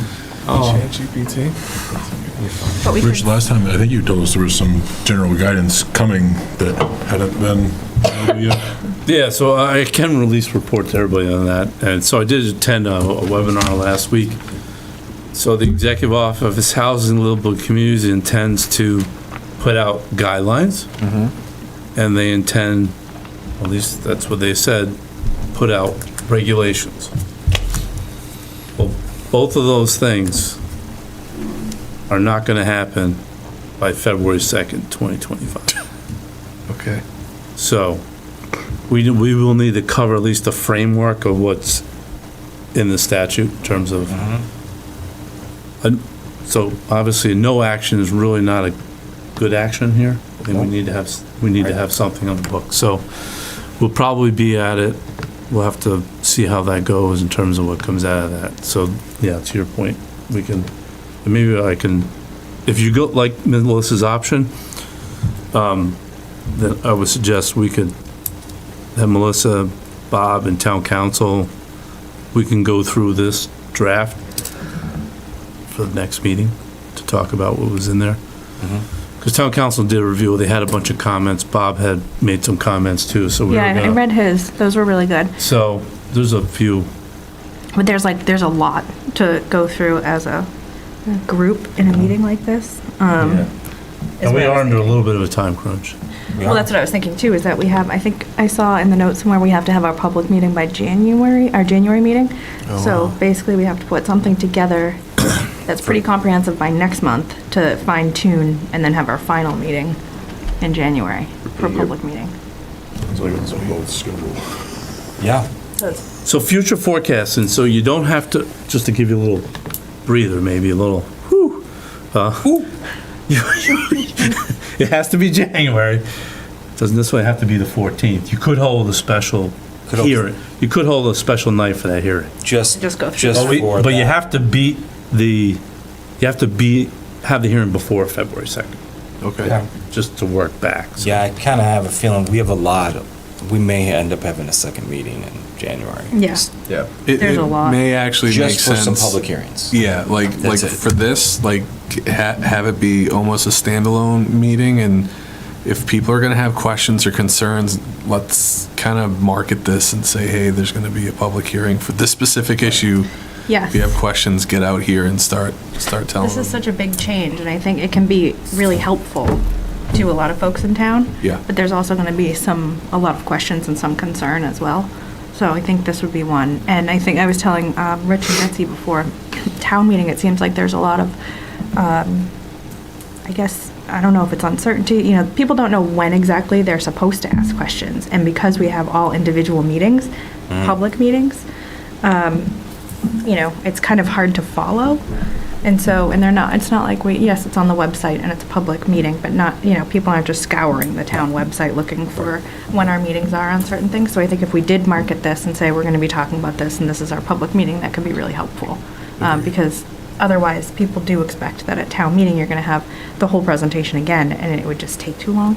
Yeah, right. So I'm looking at January 28th. I think we just put it in the books now.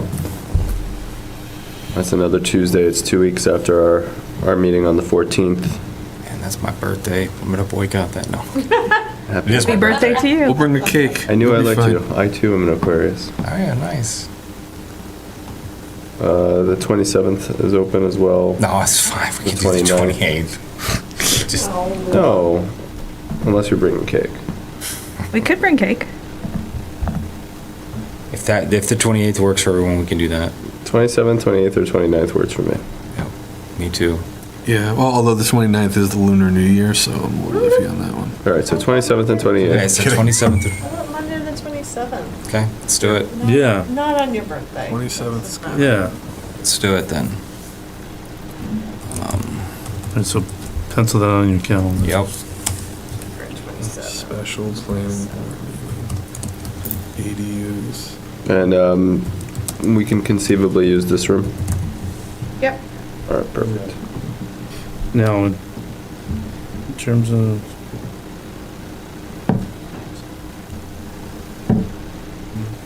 Okay. Do you have to have specific language?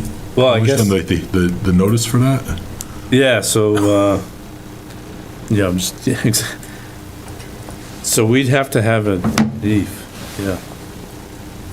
We have to have what? we have to have this done. We gotta be pretty, Yeah, we have Yeah. to be, we have to have a good draft by the 14th. That way we can go to the public meeting 2 weeks later. Well, He's got to notice it in the paper. we need first draft though at our December meeting, Right. and then Yeah. finalize it. Yeah, and you can't finalize at your January meeting because that's too close. because it's too close. It's inside the 14 day, you know what I mean? So, And if we don't have the official guidance by then, this is just our framework, and yeah. then, It's Okay. our framework. and then we might have to adjust from there with whatever comes Sure. out. Okay. Yep, yeah, we might have to. But at least we'll have something ready to go. Correct. Yeah. So we'll probably get to the 10th and then maybe, I don't know, might have to have, dare say another meeting before. Maybe. I mean, there's a lot, right? Like, Well, when are you thinking? What time frame? Let's just get it on the calendar. there's ADUs, there's also the electric vehicle charging stations. So you have time on that, just so you, just, Okay. Yeah. so yeah, just in terms of your, to draw the big picture on this. This one is because we have to get it published before the February Right. 2nd. The electric vehicle, we can work on and submit it in February, and you could have a hearing in March. Okay. You know, Right. so that So one- let's talk about the electrical vehicle thing. The ADU, that's a lot of work because what we have doesn't even address it right now. Yeah. We're building something from scratch because we're not giving any direction. Correct. The electrical vehicle thing, isn't that just a matter of updating our use table? I mean, how in depth do we need to go with the whole electrical vehicle charging stations in our bylaws? I mean, you provided a ton of information on the Google Drive, which is great, but, I mean, do we need to do any more than just adding it as an allowable use? In the commercial districts? Right. Yeah, is there any, you put some information in there about the one, I think it was like a 1:50 ratio or something, so we could, Yeah, I guess it depends how much you want to I'm just get throwing- in there and regulate it. Well, the only thing I will say, in terms of the big picture, there are some residential districts that have municipal properties on it that would be good sites for it. So for It's a example. special permit. Right, but I don't know if are you thinking about it'd be a special permit in the commercial districts as well, or be by right? By right. Okay. And special permit in the residential districts. But I'm just trying to, I'm just trying to throw it out there. How big the lift is? Yeah, how big a lift is it? The ADU is a big lift. How big a lift is the electric vehicle? Maybe I'm missing something here, but it seems like it's more about updating the use table, and we go with that, because and that's it. It seems like every town meeting, we're gonna be updating the use table. but every town meeting, we're making progress by updating the use I know. table. That is I remember at one advisory meeting, they said, just get it done, make it final, and move on. I'm like, it'll never be final. Never. It'll never be done and perfect, because it's every, I think, there's well, always changes. yeah, I think the advisory board has now been pretty No, good at understanding. No, I know. It's more of a That was living years ago. document. Yeah, That was yeah, years yeah. ago, Yeah. yeah. But I do remember that's like, hey, give us Yeah. the whole, like, just one change ever. Right. And we're like, yeah, it's not. It'll- Like the sign thing. Like, just give us like The the advisory master board sign. understands it's a But they dynamic understand. document, it's Yeah. gonna be. They do understand that now. Yeah, yeah. Yeah, it's been Yeah. great the last couple of years. Yep. Because it's not just cleanup, right? Like, we did have some cleanup, but it's We not just did. cleanup, we're making progress with it, Yeah. and zoning changes. But and- now we're making enhancements. Right. Yep. So the one I found Cleanup's was, done. did you look through that Methuen one that I put on the shared that? I nose through all of them. They're all a few pages, aren't they? Which one? Methuen. I What's didn't it see called? Methuen in there though. City of Methuen. That's not in there. No, you had something that said Franklin and then Jersey. But I don't. No, it's I got- electric vehicle in the subfolder. Oh, electric vehicle. Oh, there's a I thought we were subfolder. on AD. Yeah, spring. Yes. That's the ADU one. Yeah, I don't have a subfolder. You didn't share it. Oh, I saw them. Hold on. No, You I've have got one a called subfolder Spring for 2020. ADUs, Yeah, but I was it's talking. under We're up to spring 2025, yeah, Yeah, but Yeah. spring 2025 zoning changes. Yeah, put the, So which one's Methuen? it's the only one in there. no, there's like 16 files in here. In the spring. 11. No, in the folder. Yeah, there's like- If you're in the subfolder, spring 25. yeah, I have that. Yep. And then it's called electrical vehicle charging stations. Yeah. It's just one. It's a doc. Oh, okay. So that's the way Methuen wrote theirs? Oh yeah, City of Methuen. Okay. Got it. No, You gotta get better with your naming conventions, bro. So they added specifics to the bylaws in addition to the use table. That's what you're getting at. yeah. All right. Yeah. Levels. Okay. Well, this is a pretty good go by. But if you go by that, This is a great go by. We can start there. Okay. So that's not just amending the use table, that. Oh, yeah. no, I get it. So all right, but to your point, to go back, we don't have to have this done by the February 2nd because No. that's a whole different. This could be. We could have the public hearing in March Correct. on this. Yeah. Okay. Weave it So in. meanwhile, we can be working on drafting up the changes based upon this really good go-by, draft up the use table changes. We can probably talk about that a little bit at our December meeting. Okay. All right. That sound like a good idea? Do we Alright. have a definition for electric vehicle charging stations in our bylaws? No. Probably not yet. Probably not. I see it's capitalized. We have an allowed use for it. We have it as allowed use, but just not a definition. Okay. Then, Level 1 is considered slow charging. That is such an understatement. Takes like 2.5 days. Slow. Yeah. Well, I think, granted, Methuen did this in 2011, so. right, so, Yeah, this is maybe not ideal. And it's not I a don't Lakeside see- city. No, I don't see a lot of, I went through, looking through general code. Not a lot of towns have anything on it. See what other communities were doing on electric. okay.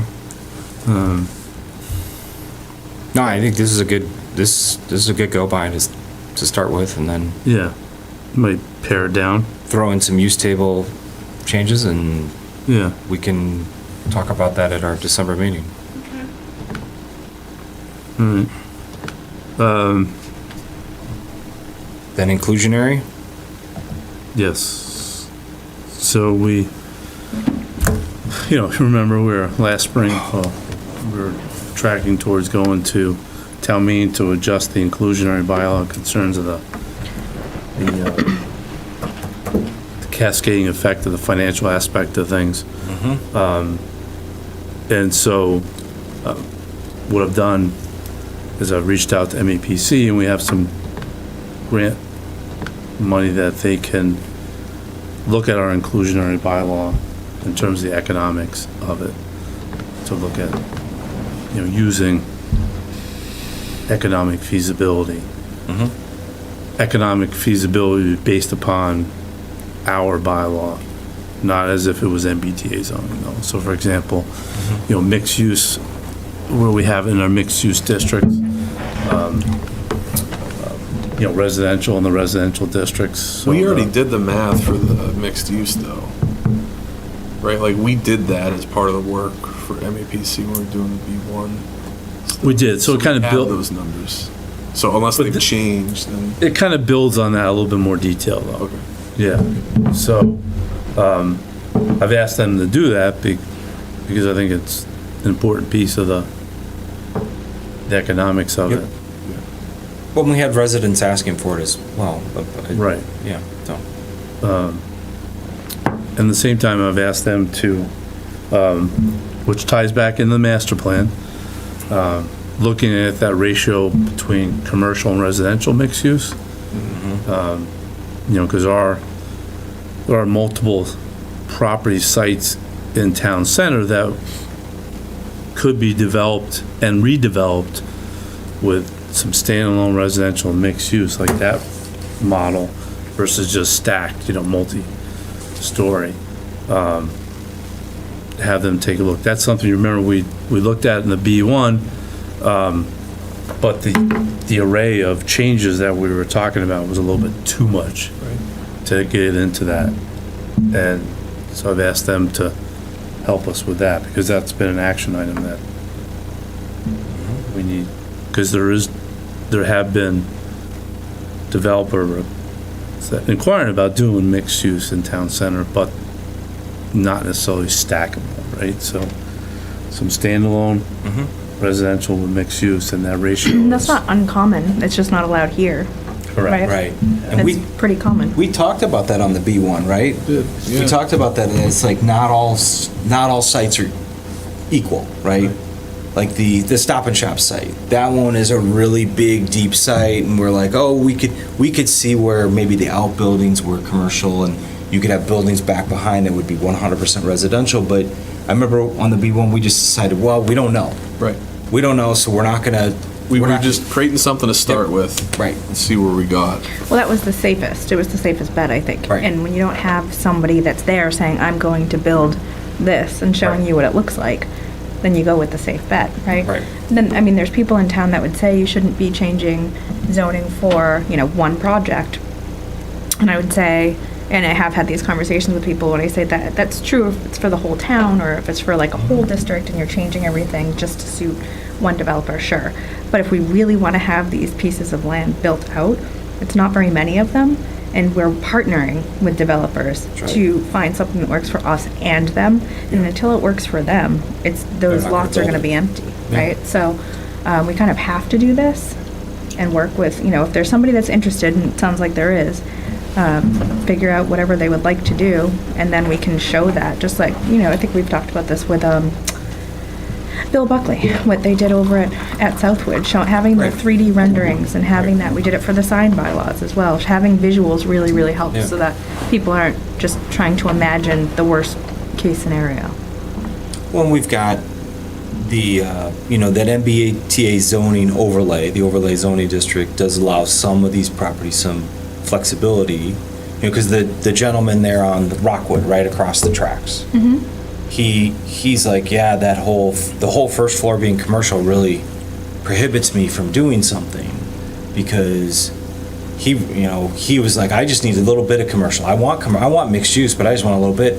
But my lot is so deep, long and deep, I just would like to have residential all in the back. Right. Well, now he's got some flexibility with the MBTA zoning so we'll see what he comes back with. But you know, not all sites are built equally. No. And I mean, we've heard from every developer so far that the 65-35 split doesn't work, right? And that's everybody that owns the property downtown. So if it doesn't work for them, it's gonna sit there vacant until we find something that does. Yeah. So you have a pretty full plate, but the idea was maybe we can work towards the spring for this as well on this topic. Right. May not. Again, this topic doesn't have to line up for January. For January. Yeah, so that's the thing. The urgent deadline is the ADUs. That's the one that we got to focus 100% on immediately. Correct. And it sounded like, Melissa, you were volunteering to. Yeah, because it needs to have a lot of focus to get it done in time, Okay. and it's important. Are you gonna use your friend ChatGPT? That I think it's a really good I'm gonna use idea. my friend Rich, and we're gonna have lots of meetings. Yeah. We'll talk to Chad. Chad? Oh, Chat. Chat. GPT. Oh, Chat. Okay. All right. We could talk Okay. to that person. Right. I actually had some research that I had pulled a while ago, and we were gonna work on it on the planning board before it was a mandate from the state, so I have some research already. Yep. Yeah, And then I think the electrical vehicle one shouldn't be a huge lift. I think between Rich and Betsy, they can probably pull some together to have us review that pretty quick. And then the Yes. other two, we got to build out based Yeah. upon MAPC and where else we can figure out. So 4 big initiatives. yeah. It did have some cleanup stuff. Well, we are gonna have to, Clean up what, more? yeah, more. We are going to have to update the floodplain Right. Okay. Yep. bylaw, because I got an email from Department of Conservation and Recreation. So the new floodplain maps, they're gonna be sending a notice to the communities that we need to adopt it within, 6 months, which should be coming in December. So we will need to, that shouldn't be a big lift necessarily in terms of the bylaw. Right. But it. Right. But it is an action item for the spring. I gave them the one that we did in '21. I said, just, take another look, make sure it's good. So really we're, the piece of it for the public is the maps end of it, floodplain. There wasn't a lot of properties that weren't, in terms of you were not in and you're in, that kind of thing with those flood. But we'll take a look at the maps. Yeah, we just need to look, yeah. So what we can do, like we did with that floodplain, when we did in '21, we went in and wherever there was homes that were in the floodplain, we sent them a letter, just to let them know. Yep. So we could do the same thing with the new maps. But that is definitely When we sent out those mailers, was it to anybody that changed, or was it just anybody in the floodplain? that we did anybody that was in the floodplain. Yeah, okay, that's what I thought. This one would be, And I think I remember having that conversation, and we talked about just sending the letter to the people that had changed, and then we said, wait a second, we should just send it to everybody, because they obviously know they're in a floodplain because they're probably paying flood insurance, but we said, let's just make sure everyone is been notified if you're in the floodplain. yeah, and at that point, when we did that back then, it was important because if we did not do the update, then potentially people who, if they wanted to buy flood insurance through FEMA, would be precluded. Right, that's right. So then that's they right. would have had to pay for a private policy versus a floodplain policy through FEMA, which, 3 years ago was 3 times as expensive. I don't know what it is now. Oh, wow. And with everything's been going on, it could be, maybe not so much New England area, but, It's not good.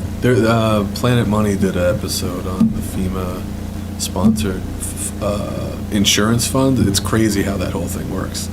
It's like, it's been bankrupt for like 12 years. And Congress just keeps throwing money. So the whole Florida thing is like, how much money is going to get thrown at this year? wow. It's insolvent, but you got to have it because, Right. Again, you try getting private flood insurance. It's 1, impossible, and 2, if you get it, it's super expensive. Right. Insanely expensive. Yeah, so that one's on the list.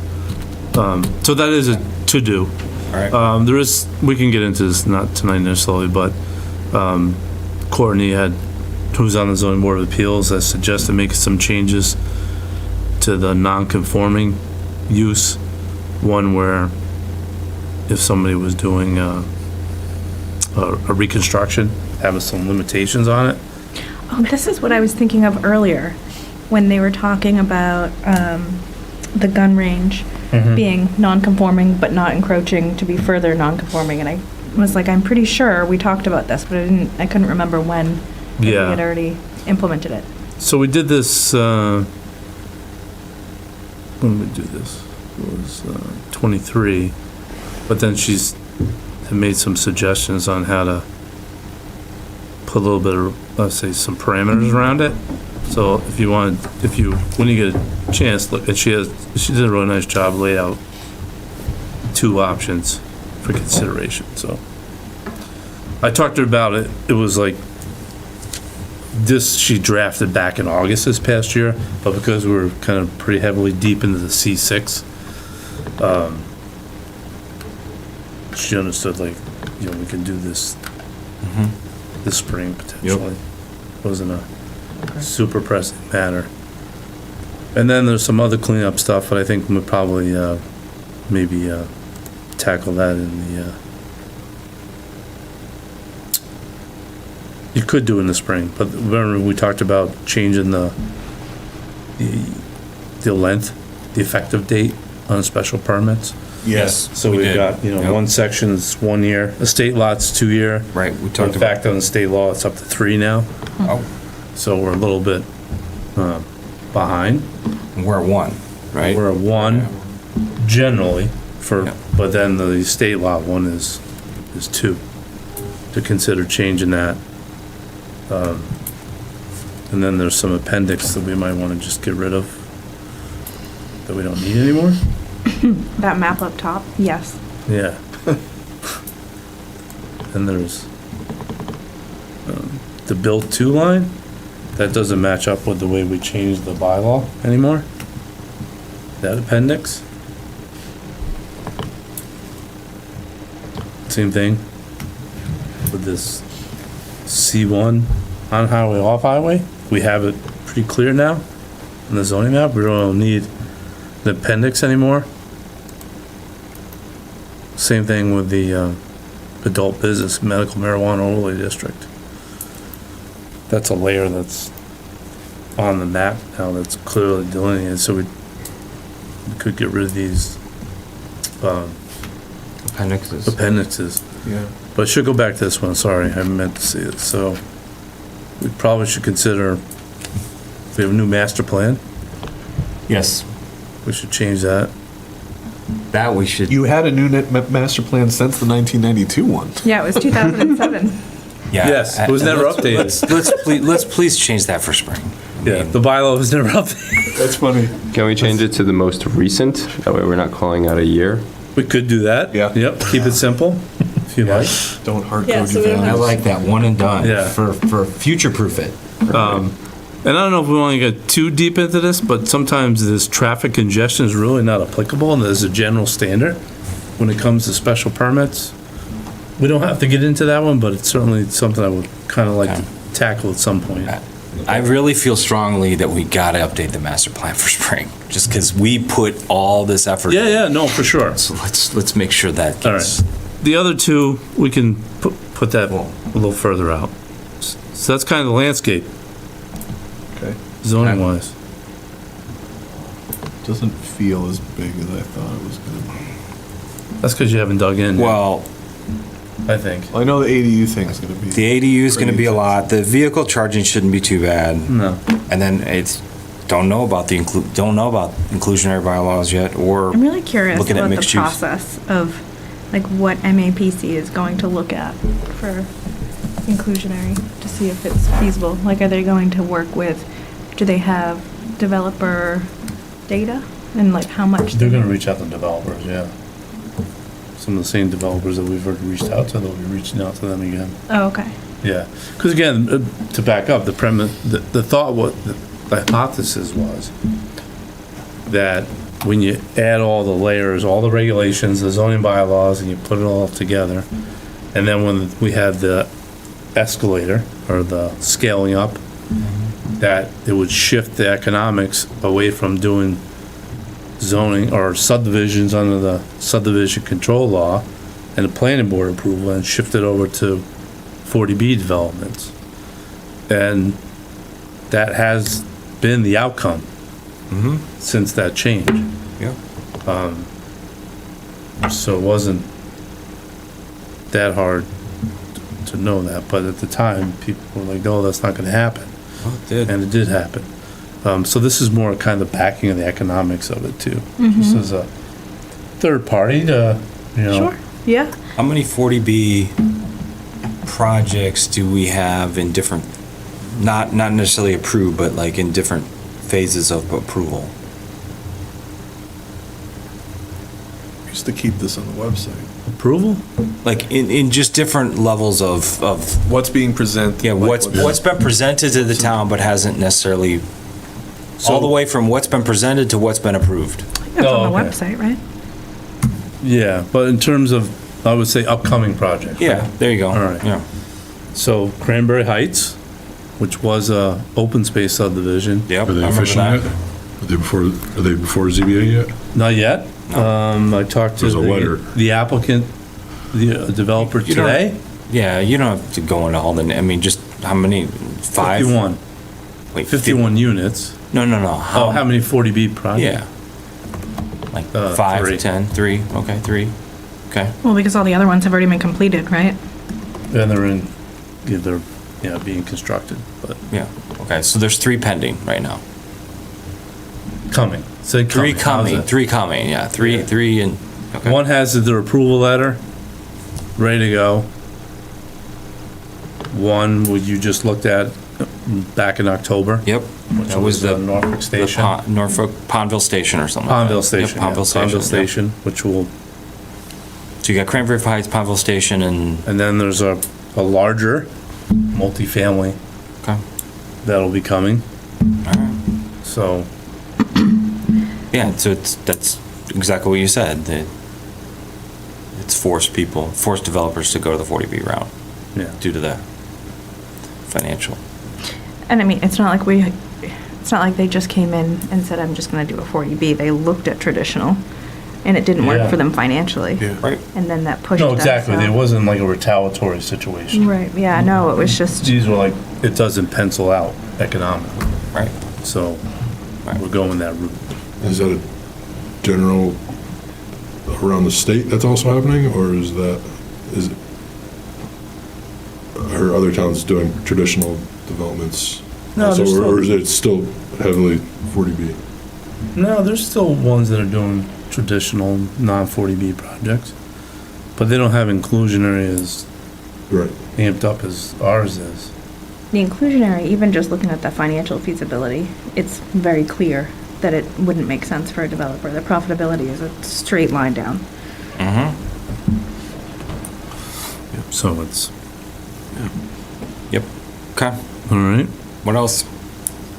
You have your, So that's zoning bylaw Yeah. upcoming, and then that's it. Meetings Yeah. second Tuesday, except for we got this new special meeting on the 27th, Monday the 27th. we want to have a vote on the meetings, all right? That's scheduled? That's it. Sure. We traditionally have you vote the schedule for the upcoming. Oh, you want to vote the schedule for the upcoming year? You don't have to, You love, but I like it. you I think love they your want votes. us to. You love them. Sounds like they want us to vote. Why do I love the vote? I do love the vote. You do love the vote, but why But it this hasn't one? changed from, nothing deviates from the There's second nothing deep Tuesday, into right? this, so don't get too deep. I just don't. I don't see a need to vote, just saying. Darn it. I don't know that we ever have. Rich, in our meetings, when we go through the ADUs, Yeah. we can vote on stuff if you want, just for fun. Excellent. Okay. I like that. All right, anything else? Any unanticipated new business? Okay. Motion to adjourn? So moved. Second. All's in favor? Aye. Aye. Aye. All those opposed? We're done. Awesome. Thanks, everyone. Thank you.